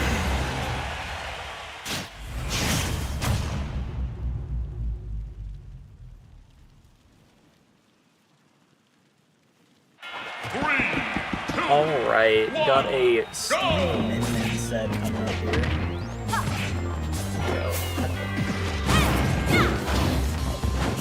Peak excitement. This is the matchup we've been waiting all day for. We got some Looney Tunes gameplay. Cake hiding the TNT behind the blocks. I didn't even know that was a thing. Is it? You can hide that TNT. Did it. Yeah, this is a Fighter Pass 2 matchup we got. Two characters that are pretty notoriously hated. Min Min being a good character, I imagine a character that does pretty good against Steve comparatively to a lot of the cast. Yeah, we got the pin. You know, I was just saying, like, you know, Min Min being one of those characters that probably actually has a pretty good matchup against Steve compared to a lot of the cast. I can see it, but from what I've heard about it, I don't think that Min Min's arms make all that much of a difference in the matchup. Especially where her recovery is kind of mediocre, to say the least. It's still Steve winning, I'm pretty sure. Oh, yeah, I mean, that's why I said relatively. I mean, it's still Steve. Wait, hold up. I believe the crafting table will eat some of the moves. Yeah, I'm about to say, did the crafting table just recharge Dragon Smash? Like, are you kidding me? Now, I know it'll eat, like, Charge Shot and stuff like that. That's really interesting and really annoying. Yeah, that's the problem with crafting table, is it's, like, interactions are inconsistent at best. Yeah, so you don't really know what to expect out of it. Alright, so... Lorem keeping it honest right now. Is that a good word for it? I really don't know. Neither of these characters are known for their brutal honesty. Yeah, I mean, both of these characters are very capable of mounting some pretty ridiculous comebacks. Min Min's arms can eat blocks to some degree. I don't know the specifics of it. I just watched Ram Ram hit the stone block, and I mean, it did okay. I mean, I think it's more about the safety than Min Min. Because, of course, whenever Min Min's hitting blocks, she's pretty far away. So, I mean, it's kind of hard I feel like, for Steve to capitalize on hitting blocks. I don't really think it's that easy. Well, it doesn't... At first glance, you might think that that's, like, the general idea of it, but Steve's not really caring if you break the blocks all that much in this matchup either. He's really just wanting to have the wall to begin with. If Steve's standing right next to a wall, evidently he can't die until, like, 400% if he hits the text right. So it's more about it just existing there. Yeah, he doesn't care if you do anything with it. Yeah. I mean, it's an inevitability that you're going to break into Steve's space. Yeah. It's just what he gets off of it, because obviously you see him here mining. Yeah, I mean, right now he's just thinking He's got his win con. Yep, he's got a better arson. Turning pretty much all of his options into kill options. But that's just the thing is, Lorm's pretty damn good at keeping people out. Yeah, that's his I mean, whole MO. Yeah, you know, for Crimson or Lorem's whole, his whole thing is just zoners, you know, keeping you out, like playing as uninteractively as possible. And right now he's doing a really good job of keeping Jake Senpai in place. But of course that diamond back air. We'll just see if the extra credit is too far gone at this point. But really, all Steve needs is 1 or 2 decent openings, and he'll rack up well over 60%. We're already seeing that. Holy moly! And of course the good get up smash. Get up smash. Min Min having invulnerable legs. I'm so used to putting in the information after a game that I was about to reach for it, but that ain't my job anymore. I'm here to speak my mind. Here to commentary. Yeah, I'm here with the rare Terry. The commentary. Yeah, no, and I mean, I'm fairly certain that Lorem has talked about this matchup on multiple occasions and is pretty confident in how Min Min performs in this matchup. Yeah, there's characters that really just get shut out. Like, when I view like a -1, -2, -3 matchup, like how most matchup charts tend to go in this game, -1 to me means that the character sort of obviously loses for the most part, but their answers aren't so bad that they can't contest with it, you know? Yeah. It's obviously stronger for the other character, but it's not like the other one can't keep up. Yeah. It starts getting to the point where characters realistically don't have tools to deal with things when you're looking at like the 70-30, but it's not nearly that bad in this. I think we're seeing close to a decently even matchup. Yeah, because I mean, Steve does have, both characters have that capability to just bring games back. And I mean, matchups out the window, I think both of these players are pretty well even in skill level, all things considered. Pretty well versed in the game and the characters they're playing and the characters they're playing against. Because Keika is a former Zelda main, and I do not blame them for picking up Steve in the slightest. I was talking about that I mean, you earlier. might scold them for picking it up, but... I was talking about that earlier, like going from playing a solo maining a low tier to playing top 1 in the game. Yeah. Pretty substantial jump. Genuinely based AF. Mood. Sometimes you just gotta Steven. So, did they go to 5 guys, or are they just taking their time? I can 5 guys wrong. Yeah. Stream not sponsored by 5 Guys, believe it or not. Alright, both players opting to stay their characters. I'm not really surprised. Lorem, to my understanding, has dropped Yank, and I'm pretty sure Cake Senpai is primarily focusing on Steve now. I mean, realistically, that game 1 was not so lopsided that you could write it off. It wouldn't... Personally, for me, it would not be a game that I would say indicates needing to switch. No, of course not. Very close game. Don't really feel like a switch would be necessary. Between the two of them as well, I would say Lorem's the far more likely to counterpick here. Just because he really does have a relatively strong Young Link. But he does, but I can't imagine Yink does like any better against Steve than Min does, and even if Cake was to go Zelda, I feel like Min Min's still gonna be better. I agree. I feel like that's what Lorem's probably ran into with a lot of matchups, is that Min is just generally the better choice, with there only being a couple, like a few exceptions, like Sheik and maybe Braum. Lorem's playing the ledge mix-ups really well. He was trying to grapple around the same time that Cake was grabbing the ledge to be able to trump him. Yeah. Really solid play from Lorem right now. Got the percent boost as well.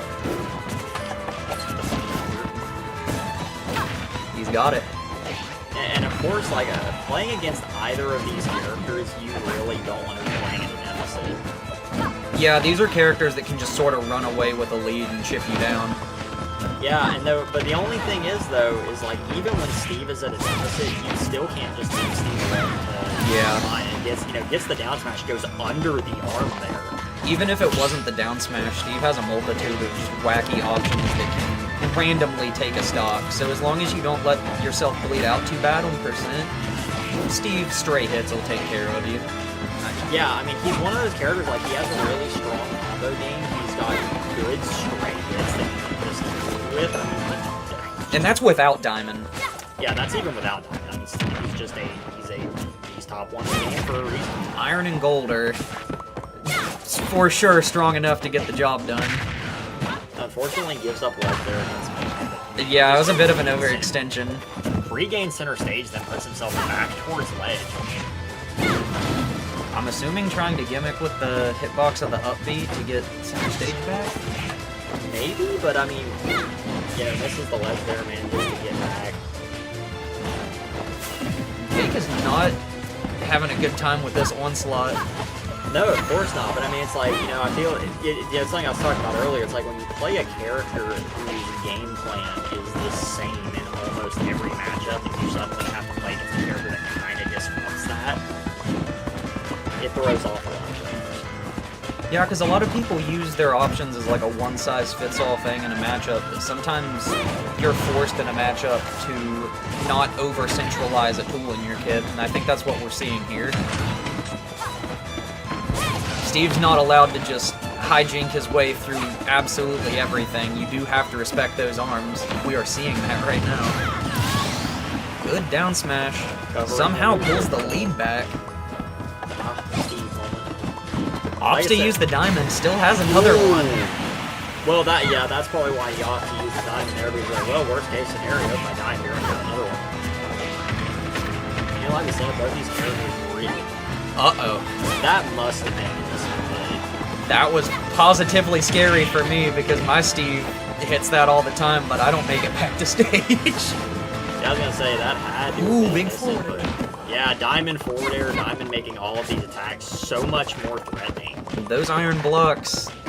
Manages to get the iron back. This might be it. Bad position. Nearly getting stomped by that anvil. Unfortunately, giving up center stage there, and then Gorham getting hit by minecart again. Diamond back air. How many minecarts was that he got grabbed by? 3? 3 or 4 that last stop. I am remembering at least 3. That is... I'm thinking Min up smash could probably reflect that. It can, but it's so Not much for of a long. commitment, I think he still would have got hit by the pickaxe regardless Oh. if that was what he chose to do. Yeah, absolutely, and I would imagine that Min's arms probably don't trade horribly unfavorably with minecart. I'm gonna just be real, I don't trust minecart at all. I just... I see that and I'm thinking jump over it. Oh yeah, absolutely. I feel like it's one of those options, like it's better to just not interact with it. It's funny too because there's characters. Funny enough, Chrom has really good answers to minecart. He's just Chrom, so he gets eaten alive in that matchup. But like, yeah, you're able to like jab his minecart, I believe, and it'll pop him out of it for combos. interesting. As well as I remember a Rivers video about it. He was like using a lot of back air against it, and it just outright breaks it. And it sets up for a really nice like edge guard. Because it sends them at the diagonal. Sends them at that nice, sweet angle. I would think that, like, cloud back air and stuff probably functions in the same way where you can just trade it. See, most people tend to think that Cloud does really well into Steve, but I think it's primarily even at best. I think Spargo's just absolutely ridiculous in the matchup. Oh, yeah, absolutely. But it's like, I can see the argument just because, like, Cloud does, I mean, back air is a great move. For sure, but I was very impressed by, like, the way that Chrom was able to deal with Steve in that showcase, because it was a... Cloud can deal with it in similar ways, but just the sheer speed, like, of both his frame data and himself, Yeah. it seemed really awkward for Steve. I remember thinking for just a split second, I was like, is Chrom the hidden counter pick? But no. Nah, because of course he's still getting absolutely destroyed off stage. Now, I might be prophetic in some ways, where I called Incineroar being pretty good, and the Donkey Kong Renaissance of 2024 is upon us, and I've been saying that DK's a good character for a long time now. I'm not gonna claim that I'm a know-it-all there, though. I definitely do not know my Steve. No kidding. So they actually somehow allowed Final Destination for this one. Like, you know, I don't know how great FD is for Steve, but I know this is such a great stage for him. Yeah, I'm wondering what the conversation was before we loaded up into this. Cat Jam indeed.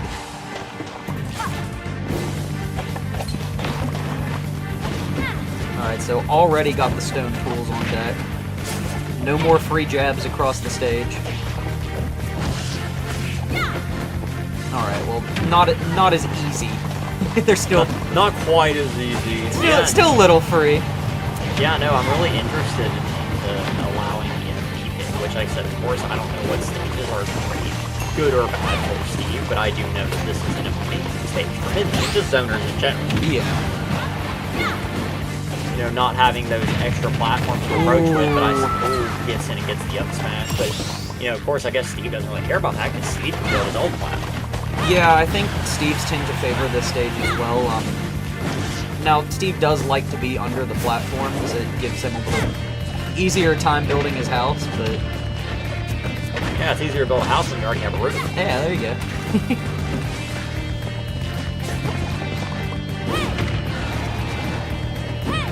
Pushing his lead right now. Yeah, I mean, Lauren's really struggling in this game, I mean, especially, you know, playing at a deficit against Steve, who has Diamond currently on deck and has another Diamond ready for the next time. Yeah, and especially having the Rage, too. This damage is just racking up way faster than you'd want for Lauren. Yeah, I mean, Lauren's having a really hard time getting his kill here. Oh my goodness! Yep, and that's... Do I just not watch enough of this game? Because I'm impressed by that, man. That was a crazy link, and he got it twice in a row. Yeah, and again, you know, Minion is a character that is capable of running stocks back very quickly.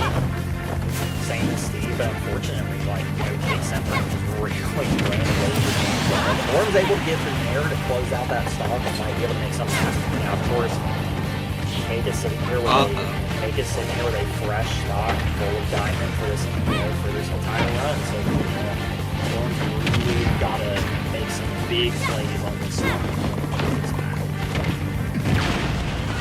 The absolute hilarity that Steve mining on his TNT gets him iron. I did not know that. It has different resource values when you're mining on top of it, so it gets you, I believe, redstone and iron faster than it would be on the ground.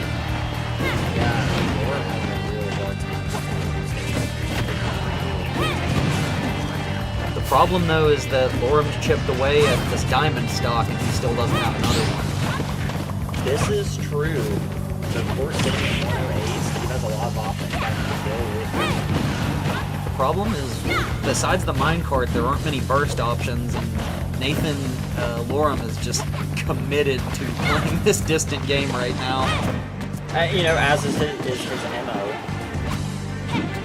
Good up smash, but Steve is heavier than you'd like him to be. Good confirm, though. But he has gained another diamond.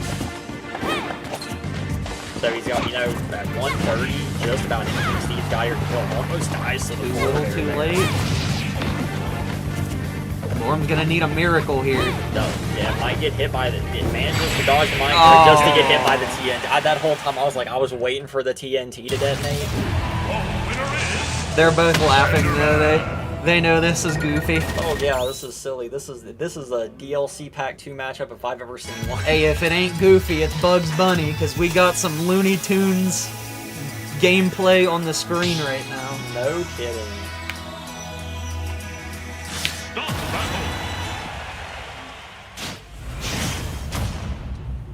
Alrighty, so So they wait. Did they go back to FD? They run it back or they switch stages? They run it back.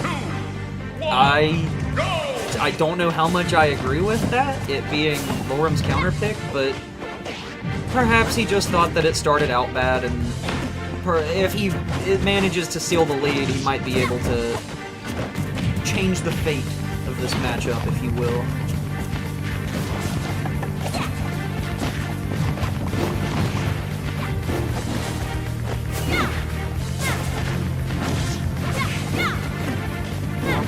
blocks pretty well right now. We're just one big hit away from there being a significant lead right now. Yeah, I mean, like I said, both these characters are both really great at holding the lead. They are also both pretty good at making comebacks just because of the way the characters are designed. Steve being heavy, he doesn't really care about being at this percent. He's fine just you letting him get his resources and his materials. He will make up for it if you give him enough time. Hey, you know, and we are seeing that start right now. You know, Cass asked earlier about like how well minions arms interact with blocks. I'm sitting here watching it. They don't seem like they do great against blocks. They're more effective than some other characters having to directly interact with them, but regardless, Steve still gets to play his game plan. And that's the biggest problem is characters who aren't being crazy aggro on Steve afford him too much breathing room. Of course, and you know, it's like Mimmin being known for liking to play this, you know, playing this long game. Given Lorem is up right now, and the working theory is if he has his lead, he's going to be able to push it further. Yeah, but that's going to be hard against a character like Steve. I mean, he's already got Diamond on deck. It's only sitting at 25%, while Lorem's at 1.4. You know, and a good straight hit kill. He does have diamonds. Decides to use it.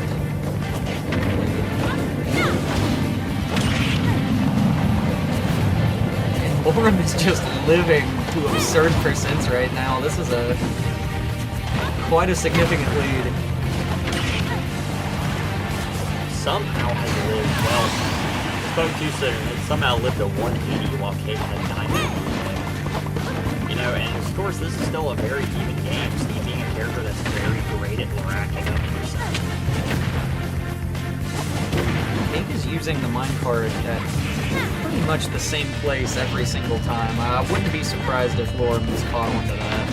And you know, that's something I've seen a lot with many of the Steve players that I've run up against. A lot of them, like, kind of trying to use minecart. Yeah. You know, so, I mean, granted, you know, you're not much. Gets hit by a big megawatt and does not really stop.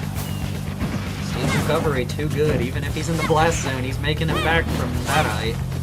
Oh yeah, I don't feel like Steve's one of those characters that you're going to be able to reliably anymore. And even if you're up as Lorem right now, this is incredibly tense. Of course, because, you know, it's what we've been saying. Steve, you know, Steve Diamond is a character that is capable of just running games back. He's just one wrong move away from eating an edge guard, possibly? Gets hit by the down smash there, almost dies, but manages to recover. Getting hit by that minecart. Is able to get behind Cake and close out that second stock. Cake has Diamond ready for the next stock. I'd be surprised if Steve wasn't able to up smash out a shield before he died there. It wouldn't surprise me. Regardless, Nathan keeping his lead right now. Lives the forward air there. This might. Nope, does not. Possibly if it was up throw. I'm surprised Cake didn't go for that there.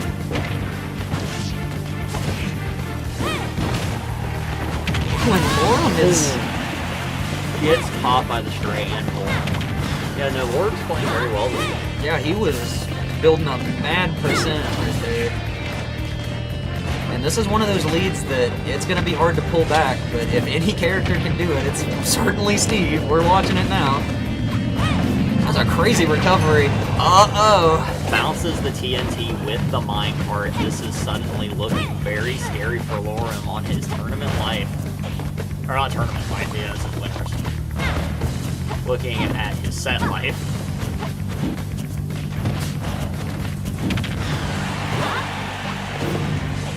Trying not to get hit by the cart. Been having a really hard time. Like, he gets hit by a raw diamond F smash. Steve haters hate to see it. That should not have killed me. I got cheese Do what? in my set with Which Sabatino. I got cheese. Josh, I don't know if you know this, but that's not the set we're commentating right now. Yeah, I don't know if you know this, but you're not out there playing at the moment. I know, I just came here to complain. That's fair. Well, if you're going to complain to the fans, certainly give them context. Say, my Rapid versus Sabatino set, from Rapid perspective, it was whack. Shouldn't have killed. They knew who I was talking They knew. I mean, for all they know, you could have been... All the Rapid fans. about. I could have been Nathan. you could have been Laura Nathan walking in that shouldn't have killed. And I agree. I would agree. Steve shouldn't kill. He should never kill. What does the chat think about my Falcon? Honestly, not If a lot. I can type in the chat right now, I'd probably say, not reading all of that, happy for you or sad that happened. What y'all think about my Falcon? I saw so many down airs. They were working. I watched you miss a lot of down airs. But You did get a few of them. You did get It's a not few about down the airs. ones that land, it's also about the ones that whiff. Yeah. You're putting the fear of God in them with those. hey, Brady believes in the Rapid Falcon. Tell him, Brady. Let him know. Yeah, lay it all out in chat for us, Brady. Say Rapid. If I'm a fan of Rapid, then I'm a #1 fan, and I'm a fan of everybody. And Rapid's the best Falcon in the state. Right? I don't disagree. Given I wasn't paying super close attention to what was said. I'm just here to hype up my homies. Yeah, I was gonna say there really the Rapid Sabatino set. There really was not a lot of commentary about the Falcon. We did have the winner POV over here hyping up Sabatino though. Let's go. This is a wild winners finals. No kidding. We're gonna have Sabatino versus Cake Senpai, so we were probably looking at him versus Steve. And I know Sabatino to be pretty decent. That's What a what run, you know? Yeah, no, that's what I was seeing. Is that, of course, like a lot of people here do have a decent bit of inkling experience because of Quintessence.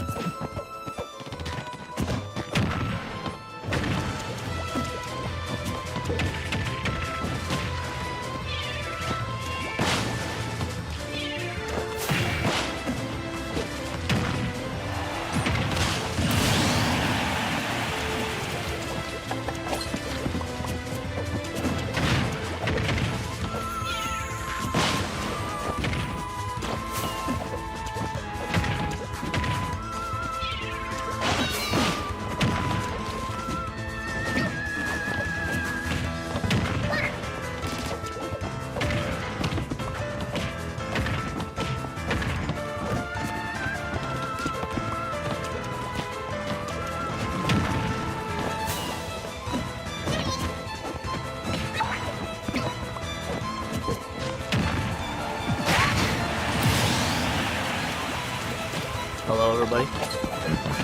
We have the Rapid on the mic. We're looking at a quick 3-0 from Sabatino. Very proficient in the Steve matchup here. He's going for the edge guard. He goes mind card to get a recovery. He's just Sabatino really holding his own here. He's just really putting a lot of aggression on Steve. You know?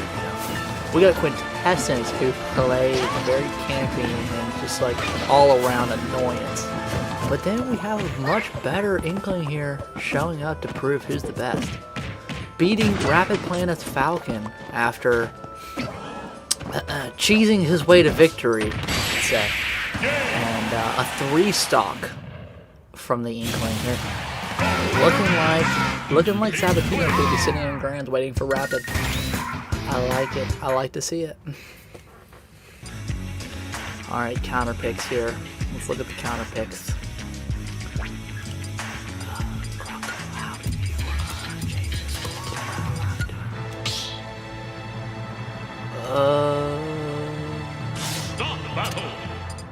I don't know how to change this. I just kind of walked in here.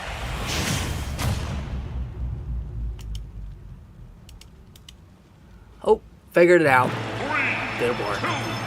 Let's go.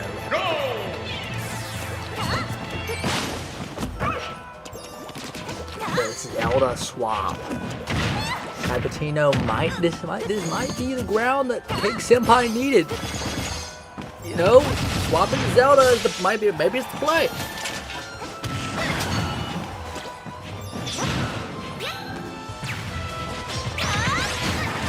Okay, quick little cheesy F smash from Cake Senpai, known for cheesing.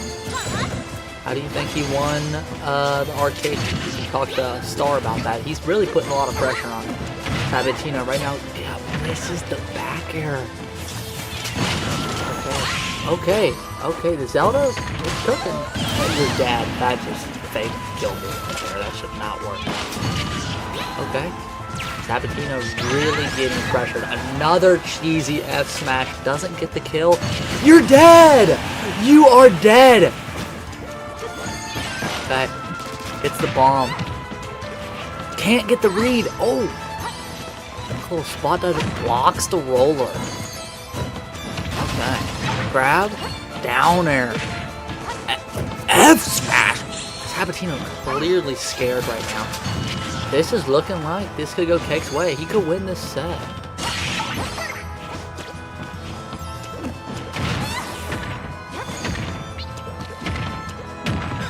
Hold on, I'm texting my girlfriend.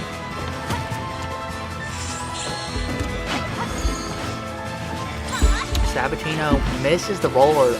Don't really know how, but Cake Senpai is really just keeping the pressure on. Normally you expect to see camping from Zelda. Oh, and you're dead. Put that in the cringe compilation. Send that to Yeet Smash and send Sabatino home. And Cake Senpai bring out the reverse trio with Zelda, bro. Bottom 5 character, by the way. Makes it look like a top tier. Let's see it.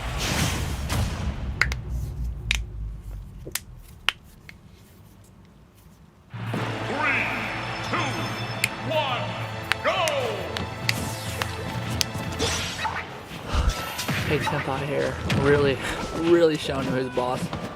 With the nair, up air, fair, lair, darity, bear, looking down air. I don't even know anymore. Alright.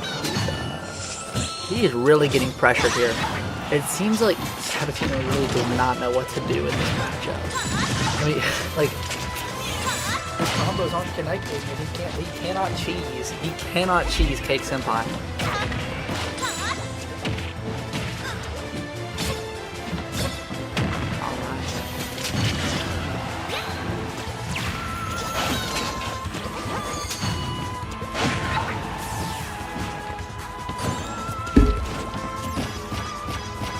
That was a nasty little grab. Pummel. He gets the mash. Oh! Amazing read on the get up attack. Cake Senpai is making it look like this set is his. He may be down 2-1, but mentally, he's up 3-0. And Sabatino is really just fishing for anything right now. He's grasping for straws. Alright, another random roller neutral. You can tell he's getting nervous. Cake Senpai, oh, no grab there. I would have grabbed there. Tomahawk jumps over the roller. Amazing. He knows what he's doing. And you get F smashed for that.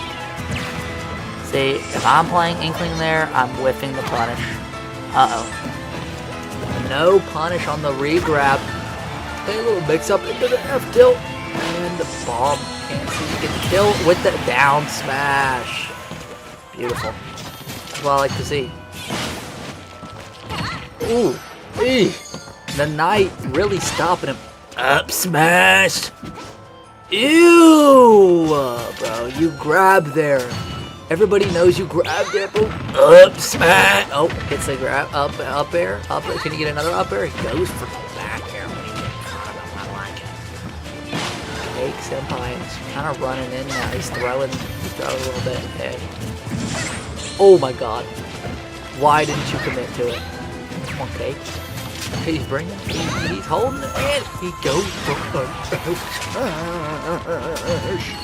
What the hell? Oh my god. Dash attack. Hiding behind the armor. Oh, get up attack. No punish on it though. Ooh. I don't know what that was. Down tilt, up air, back air, down air, FB, back air. Sends the bomb back. Normal get up. Oh my god. He had to read on the roll in. He doesn't seem to get it. Dash attack. This is where Inkling struggles the most to kill. And oh, the back. What's up, Oafmeal? All right, back air, down air, up air. Misses the up air. Confirm. Neutral B. He's just kind of playing campy, bro. It's kind of.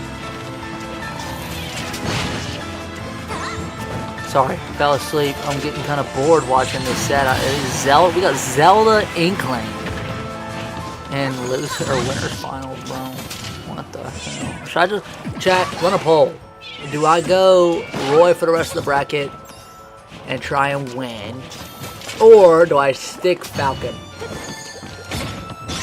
My dad is not going to be happy if I lose this bracket.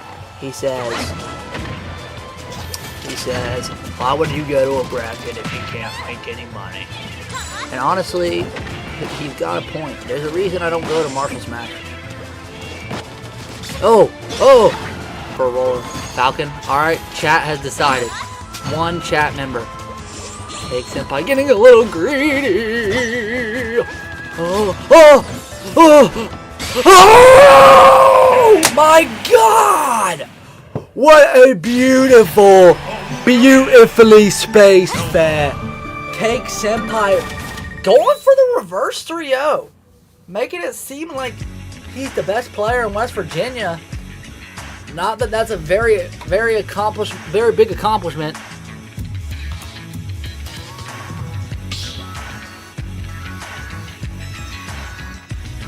Stop the battle.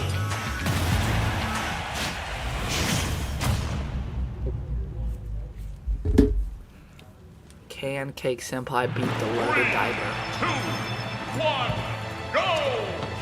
What's going on? Rapid jump scare. So you guys not expecting me to be in here? No. Cake is currently reversed 3-0. It's game 5. And he reversed 3-0 with Zelda. Oh, he switched off of Steve. He switched off his Steve after he was down 2-0. I was gonna say, was it game 3 that he switched? Yeah, and it's working. It's working for him. Sabatino just doesn't know.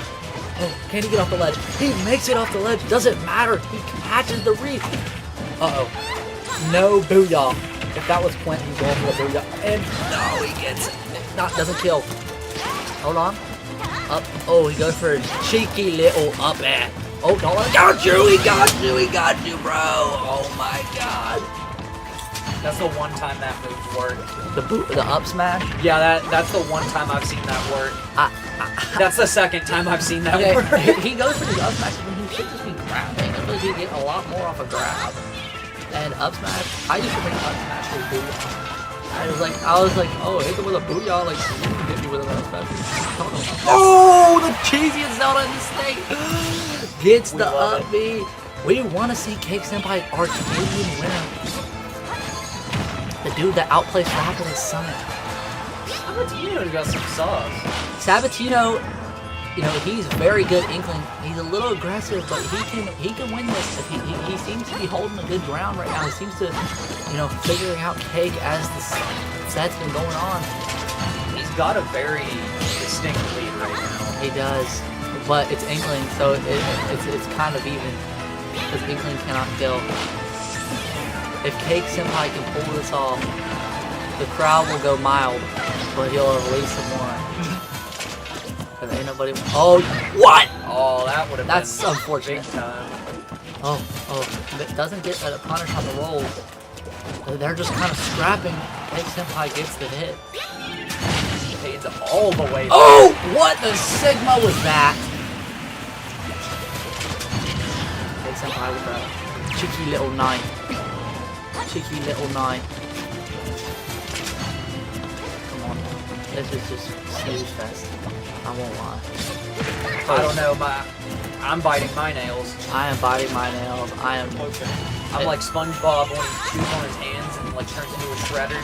You know, whenever SpongeBob chews on his fingers, you know, SpongeBob's fingers kind of like moisturize. I'd eat them. I would too, bro. I feel like there was an episode where he was eating his fingers. Yeah, that's the same episode I'm thinking of. Night shift. Where does that? Oh, that's a goated Our episode. graveyard shift. Episode was brutal. I think we're seeing the graveyard shift right now. Right now, Sabatino seems to be a closer. Oh, never Taken out. taken The trash at night. at grind night. At grind night, neither of these players are trash, by the way. Yeah, well, maybe It one was, of them. it was just a funny reference. I'm not held accountable. I am held accountable. These guys suck. All right. Okay. Wow. Very good read. Okay. Take simple damage. 16%. That was like a sheep combo. Yep. That sounds like an average sheet combo. No, I needed 30 more hits. No up air. Sabatino. Hey, same source material. I was talking to Sabatino before the set, and he says he has no idea. You're dead. GG's. GG's. That's the set. Reverse 3-0 failed. Oh my god.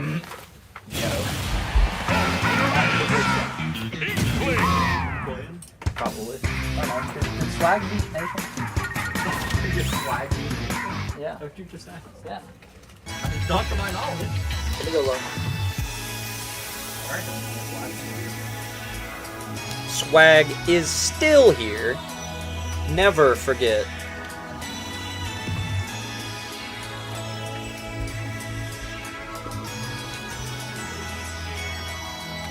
Oh man, we got Lorem and Rapid up next.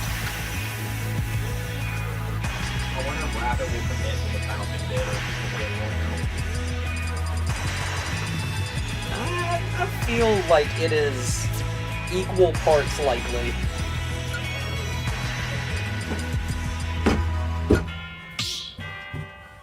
I think I just heard Bro play Falcon, so we might see Roy.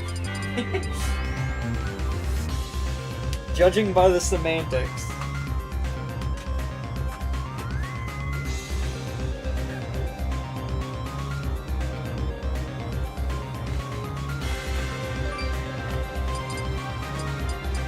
Min. Captain Falcon. I feel like he's still 3, so I don't feel like he's going to completely commit to the Falcon bit. Yeah, because this is top 4 right now, right? Those are semis. Go!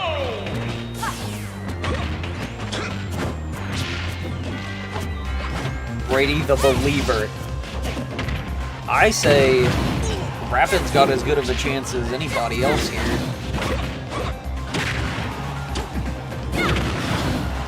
Obviously, it's not one of Falcon's better matchups, but Josh is a good enough player. I think Josh is pretty good. Controversial opinion, you know.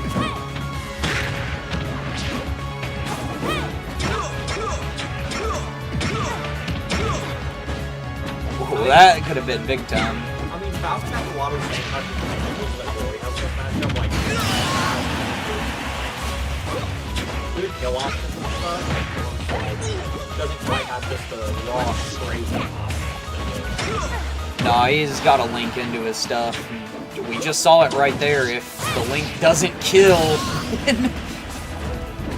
that was so rough. I can hear Lorem saying stop overextending to Rapid.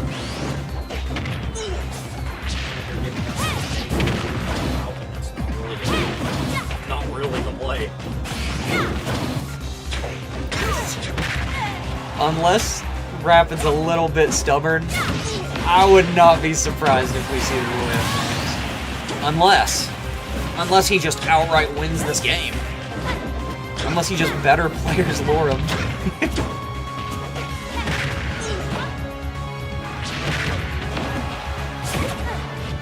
Alright, we will see. Got a big 34.8% on the board. But, man, one punch woman right now. Or is Min Min a robot? I didn't play. Yeah, I didn't play the source material. It was a bit too expensive for me to justify that price tag. Ooh, the splits. I can't believe that down smash yet. I mean, he had to land somewhere. The crazy thing was, I'm surprised Rapid didn't choose to land with an aerial of any sort there, because that's the only reason why it hit. Could have been a down air and would have reversed the entire situation, but that is neither here nor there. We are seeing the Roy switch. I called it. He said, F you. 3, 2, 1, go! Alright, so Rapid is just swinging. Oh my goodness. Is this controller messed up? Or is he just... Well, it could also be where he's playing Falcon. See, but I figured Rapid was a good enough player that he wouldn't be one size fits all, like, his game plan, you know? I figure he would be smart enough to know that, like, what Roy can get away with and what Falcon can get away with and compensate for that. And as I say that, Jared. Yeah, I think he just needs to go second to get back into Roy because he's been playing, you know, he's been playing Falcon out there. That's fair, but, I mean, as a Roy main, I would expect him to know not to mash the moves he was mashing, but... Alright, Isaac says not to give Rapid too much credit. That's fair. He did almost lose to a Melee player at Marshall that one time. That Melee player being me. Certified haters out here. Did you hear his commentary? I was being as objective as possible when I was watching a Steve Minmin set.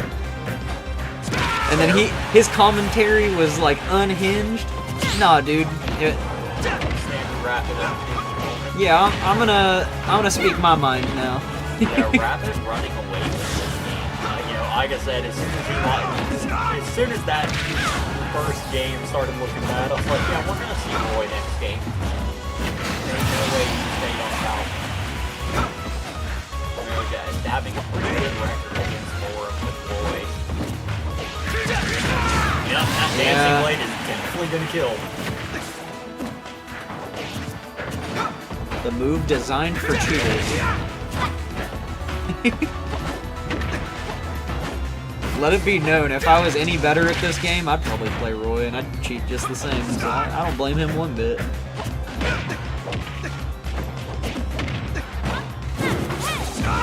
Ooh, big down air. But he's a big fan of down airs today. I mean, it's one of Crom's main combo starters. I wouldn't be surprised to found inspiration there. It's honestly pretty good at pulling Roy. And that's tough. He is dead there. This is still very usable. No, this is scary if he gets knocked off stage once. kick could cost him the game. And whatever lead he had is all but whittled away. Yeah, I mean, he's just getting hit by a lot of... Hit. Oh, but runs off with Yeah. a forward air, closing out that game. Really good coverage with that fair, too, because Lorem would have had to have up-beat. And that tether always tethers and then sort of drops at, like, a... Like, she swings down before she grabs the ledge. So she had nowhere to go there. Well, and I do not think that Lorem was ready for that. I definitely don't think he was prepared. Yeah, there wasn't a point that Rapid even tried that the whole set so far. Yeah, definitely threw in the mix there for him. Chooses the weird Roy skin, supposed to be melee.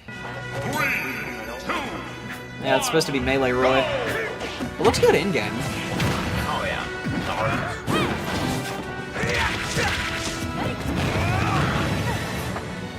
Alright, there's the up B that he wanted at the beginning of the last game. There's another one. There was the same one that whiffed in the first game. There was the up smash that whiffed in the first game as well. Alright, shoutouts to Rapid.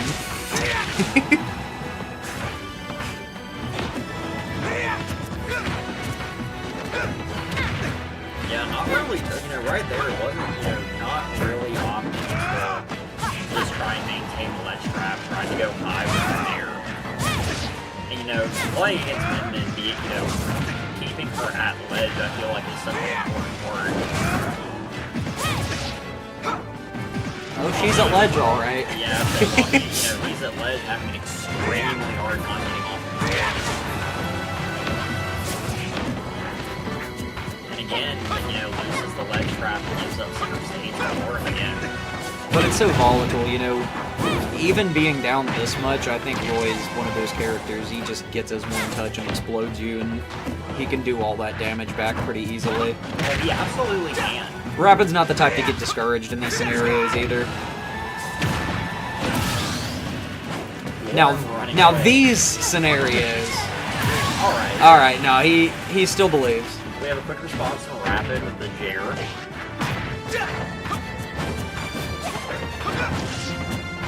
And when you were saying, it's like Roy is one of those characters that kind of can just blow you up. So I mean, this is still very possible. It's just, very much working in a deficit right now.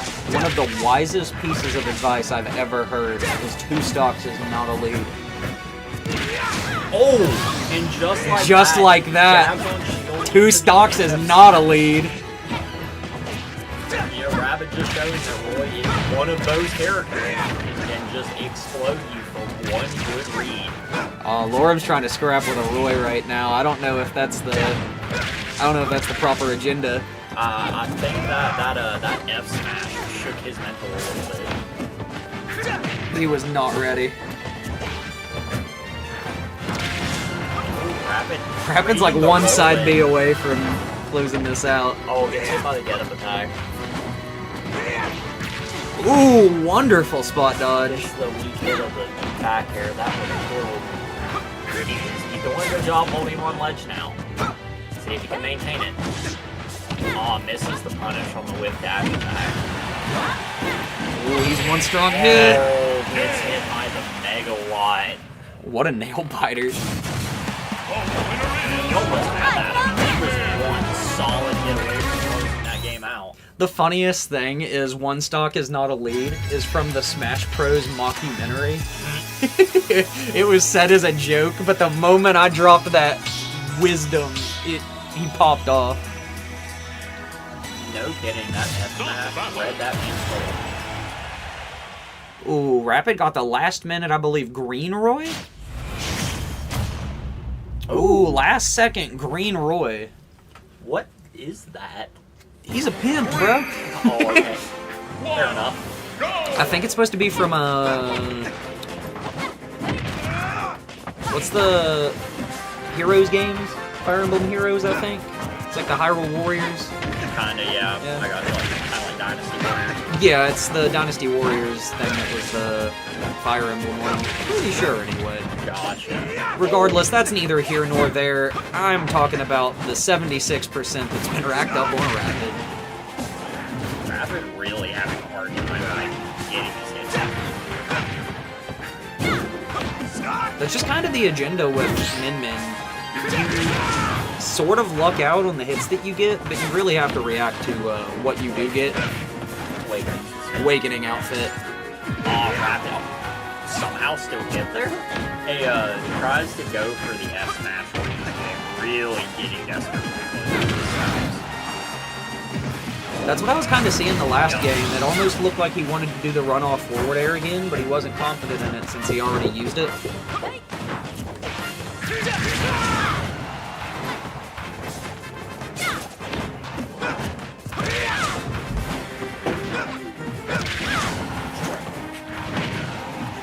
Keep it locked down. Yeah, I got you. I'll hold you down. Alright, so Rapid making this an even game again. Both players now stock.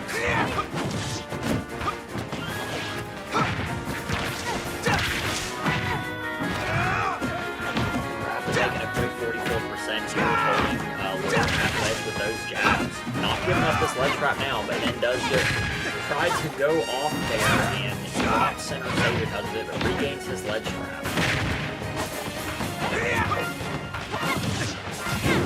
Still very much anyone's game. All it's going to take is one really good read from either player. I think Rapid was ready for that too. Wasn't confident that Lauren was going to roll in there. Trying to get that air close to the ledge. Yeah, that ram really uneasy to grab.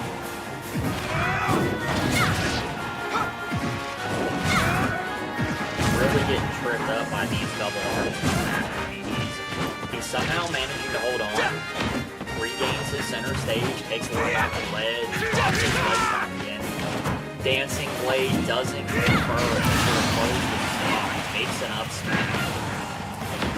He's now playing with a stock deficit, Rapid on his tournament life. The Lauren is only one good hit away from this being even. There's the chair to close the stock. This is still anyone's game.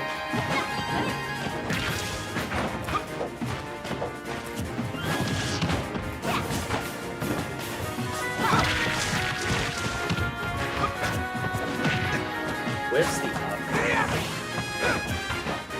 Unfortunately, gets stuck on the platform there. I'm sure he meant to hit with landing up air.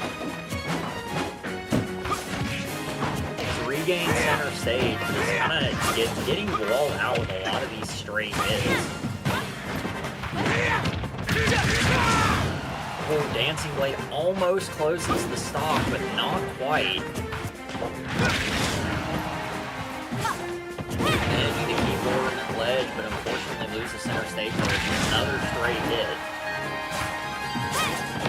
He tries to get his kill here. Cole gets the first hit of Dancing Blade, didn't commit. Lauren shielded, but dropped shielded for the rest of that Dancing Blade. Taking us to a game 5.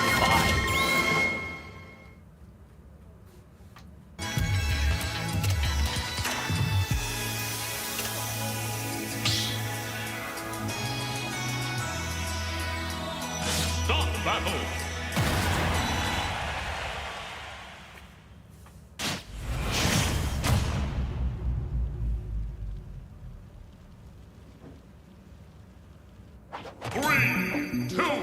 Going to game 5 here in the small battlefield. Rapid starting with a pretty strong lead there, unfortunately drops his extension.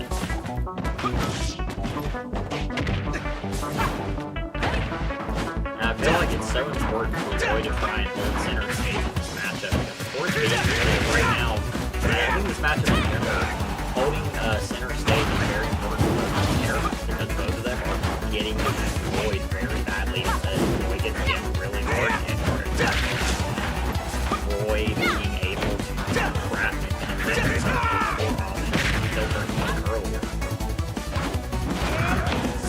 Lauren waiting out to jump the air dodge, but not really being able to make anything happen there.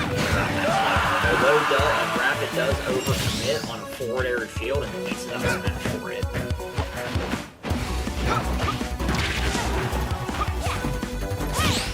But Lauren is sitting in a nice there. Unfortunately, gets the jab forward air and back air.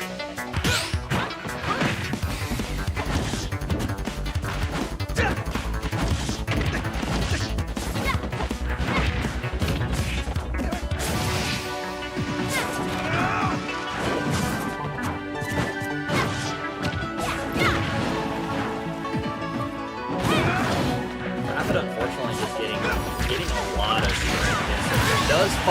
It does find his Jair to close out that stock. You just gotta, Roy's a very explosive character. I mean, he could run these next two stocks back as long as he gets all the right reads. And just like that, he's already, that's 55%, gets hit by another trade.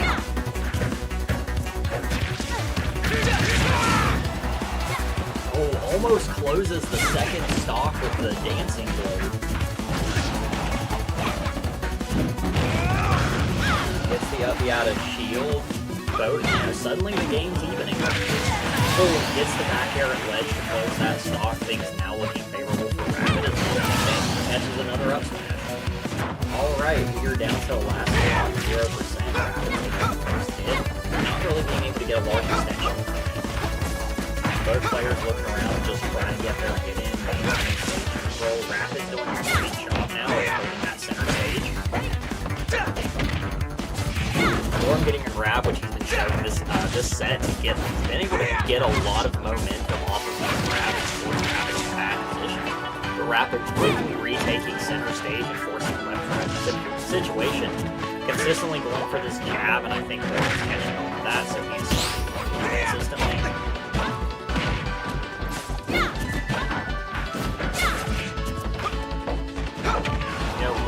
One good edge guard here from Morum. Oh, this is a really bad situation for Rapid. Oh, and goes too low to snap the ledge. A tragic game 5 SU from Rapid to close out that set.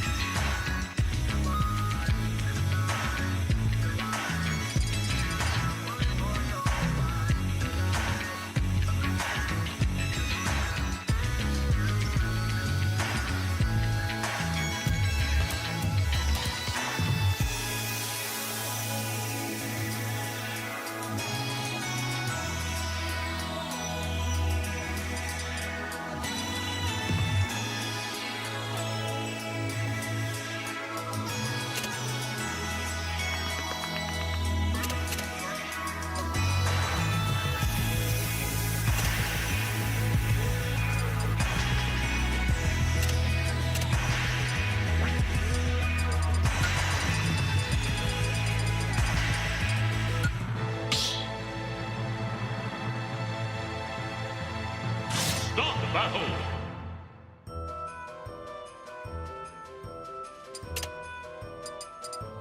Enderman.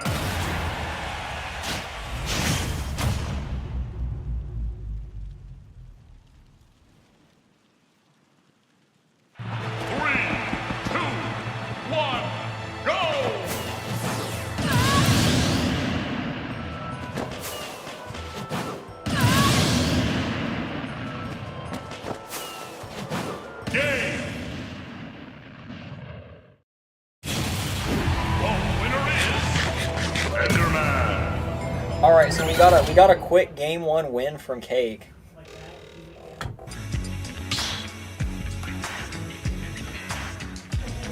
Start the battle.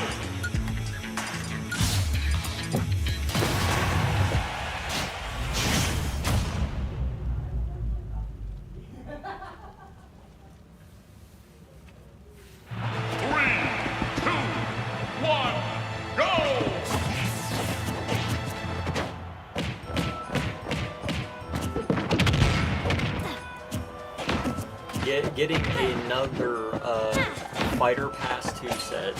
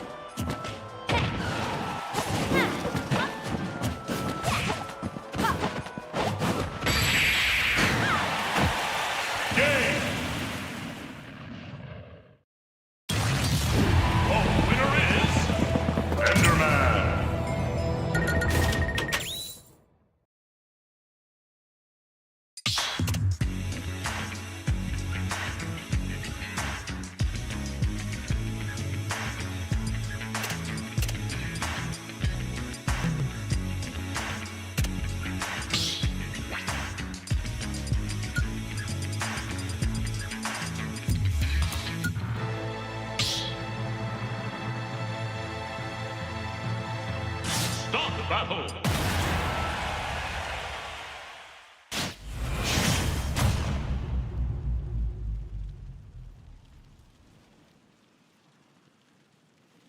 Three, two, one, go!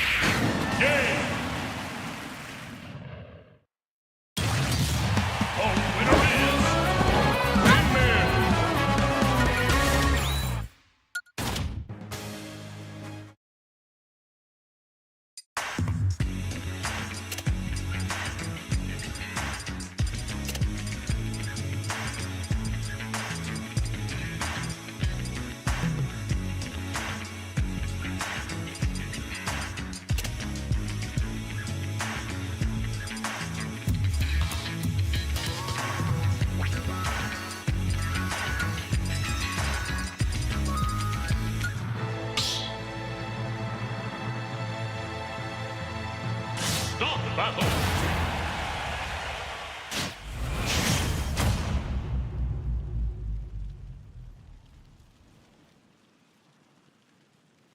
Three, two, one, go!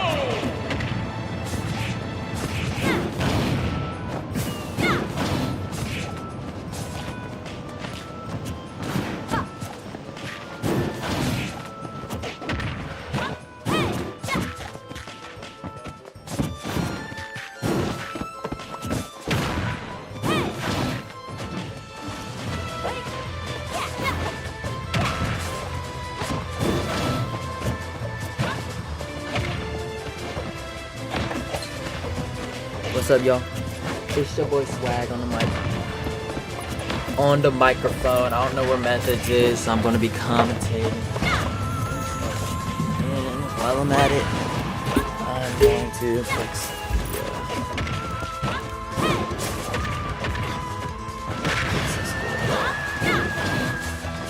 Oh. Never mind. I don't know how to work.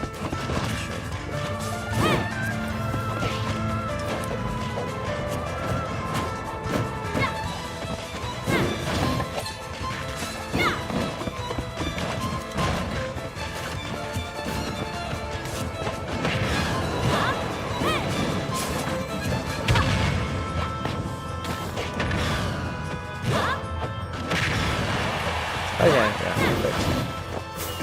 I guess you could say I'm something of a Sigma myself. Gotta make sure that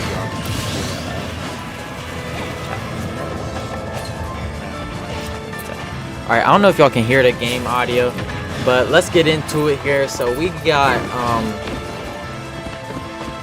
Lorem Ipsum, best Min in West Virginia, versus Cake Senpai, the Arcadian champion. Now, interesting matchup here. This is pretty hype.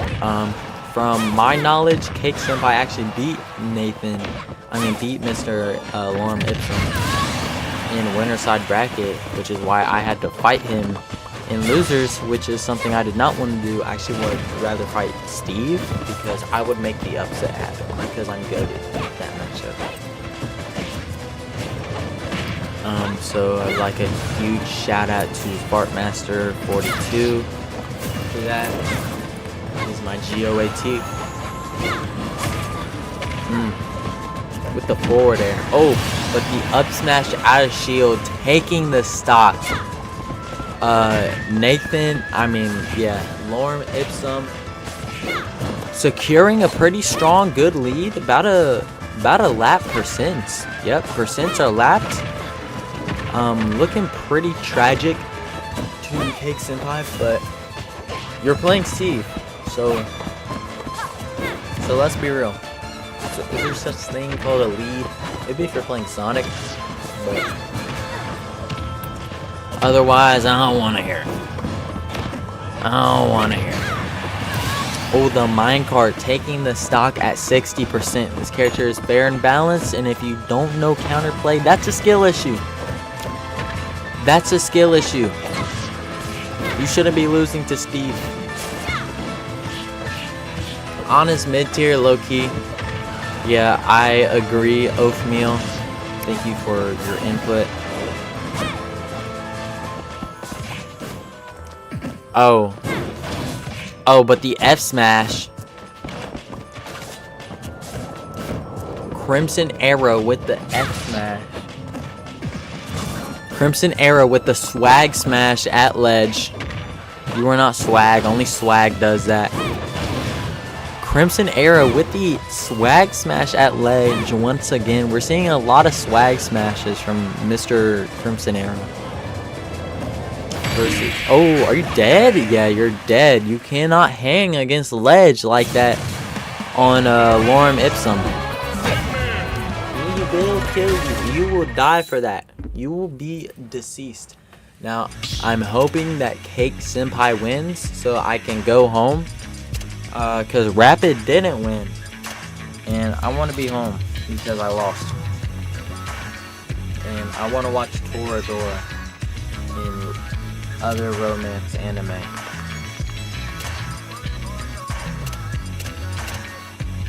Pretty please. And I don't think y'all want to hear that on stream.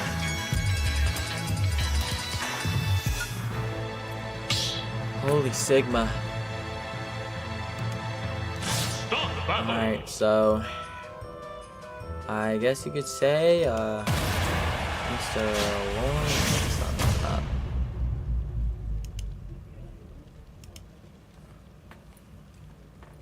That's better. This is getting interesting.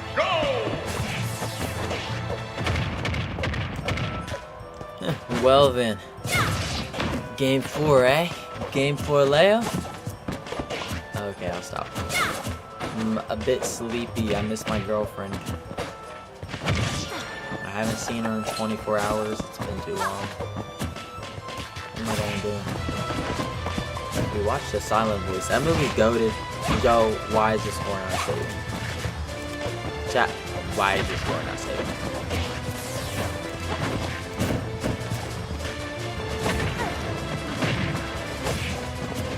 Okay. Flip. I don't know why he's doing that. That's not very Sigma.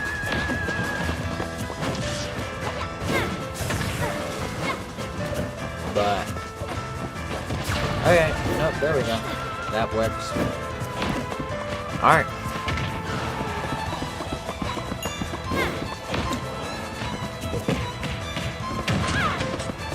we got Cake with a good positioning here.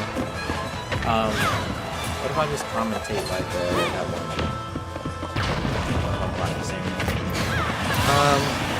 Yo, Cake with the Jack Air. Taking the stock. I don't know if y'all know, Steve actually has a Jack Air. Bro, I wish you could hurry. Shut your ass up.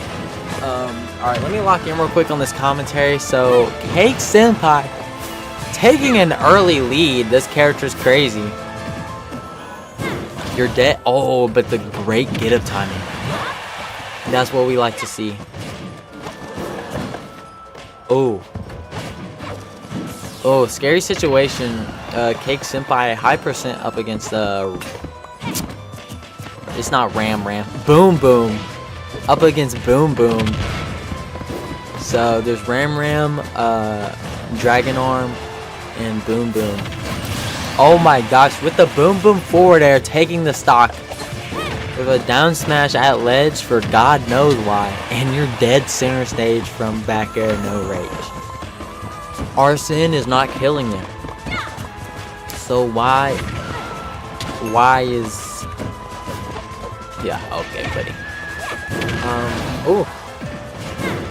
Ooh, looking cool, Joker. Oh, you're dead. Ooh, a great, amazing, fantastic, incredible reverse aerial rush back air out of that diamond.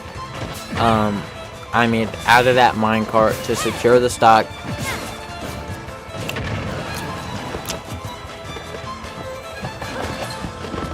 Is neutral. Just trying to... Oh, but you can't do that. He's not gonna let you get away with that. Lorem Ipsum will not let you get away with such shenanigans. Oh, but you're dead? Chat, what the Sigma was that? What the Sigma? Yo, his stock just got phantom taxed, yo. That's crazy. He just got phantom taxed, no kizzy on the dot. I don't know why the score is not updating. That's not super awesome.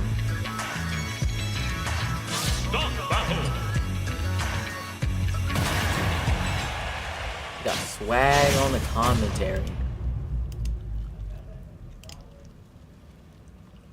Oh, what? You can make thumbnails on TSH? Yes. Hey, I didn't know I could do that. I will be using it. Yeah, that's awesome.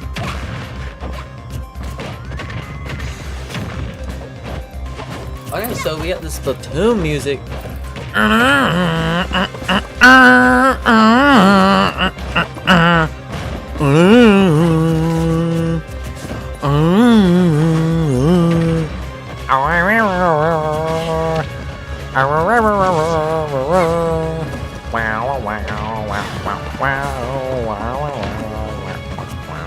Yo, shout out to Quintessence. Inkling music is hype. I love Inkling music. Yo, the score count is 2. What the segment? Chop, why is it going down? It's literally going down and I don't know why. I'm from Guatemala. I am from Guatemala. Yo, Cake Senpai. Going crazy, taking PR names. Securing an early stock, getting a sizable lead. This means something here. Oh, and we have... Oh, let's get it. Josh in here? No, he's... God damn it, he was pressing my...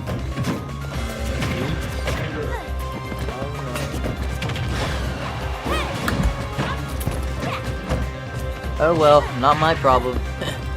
Well, a Sigma like me doesn't have to worry about things like that, eh?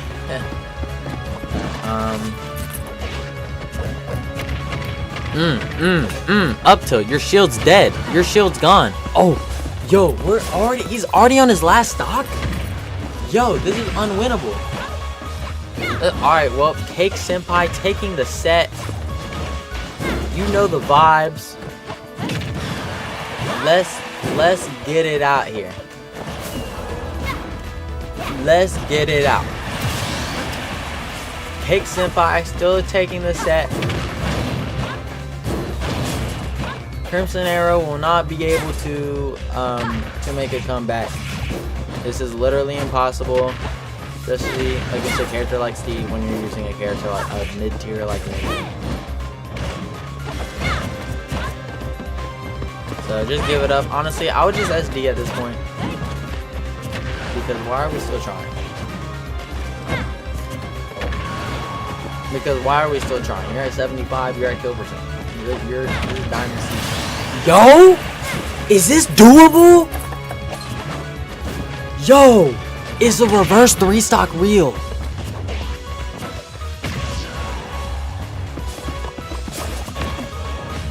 Terrible situation though. You might want to down tilt here. Min down tilt is actually invincible. That move's broken. Hold on. Let him cook. Let him cook for me. He's putting up a damn good fight. And I respect it. This might be proto Banhand. Oh. Oh. Oh. Oh, don't. Oh. Oh. This ain't legs, my boy. Bro, just up smash. Cake, what are you doing, bro? Just up smash. You up smash, he's dead. Yo, why are we rolling? Yeah. Yep. Yep. What did I say?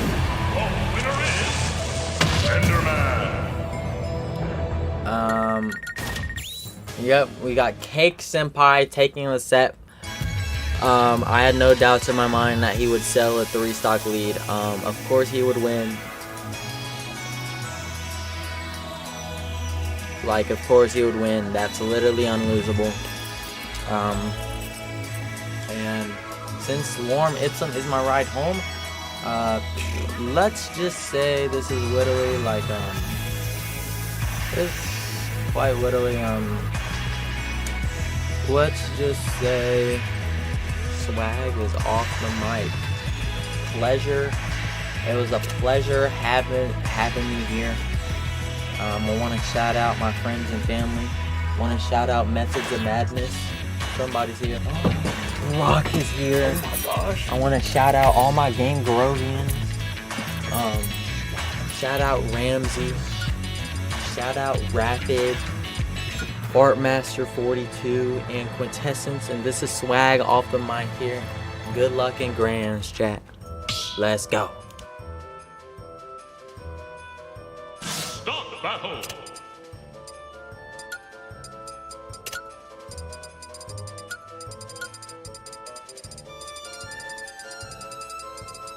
Inkling. Enderman.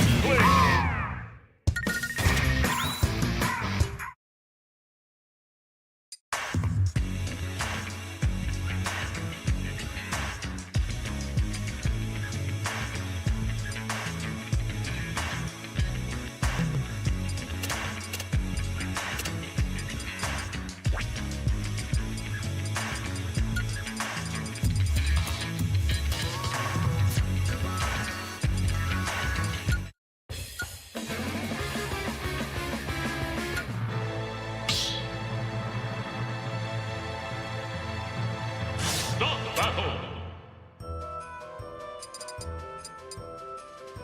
Zelda!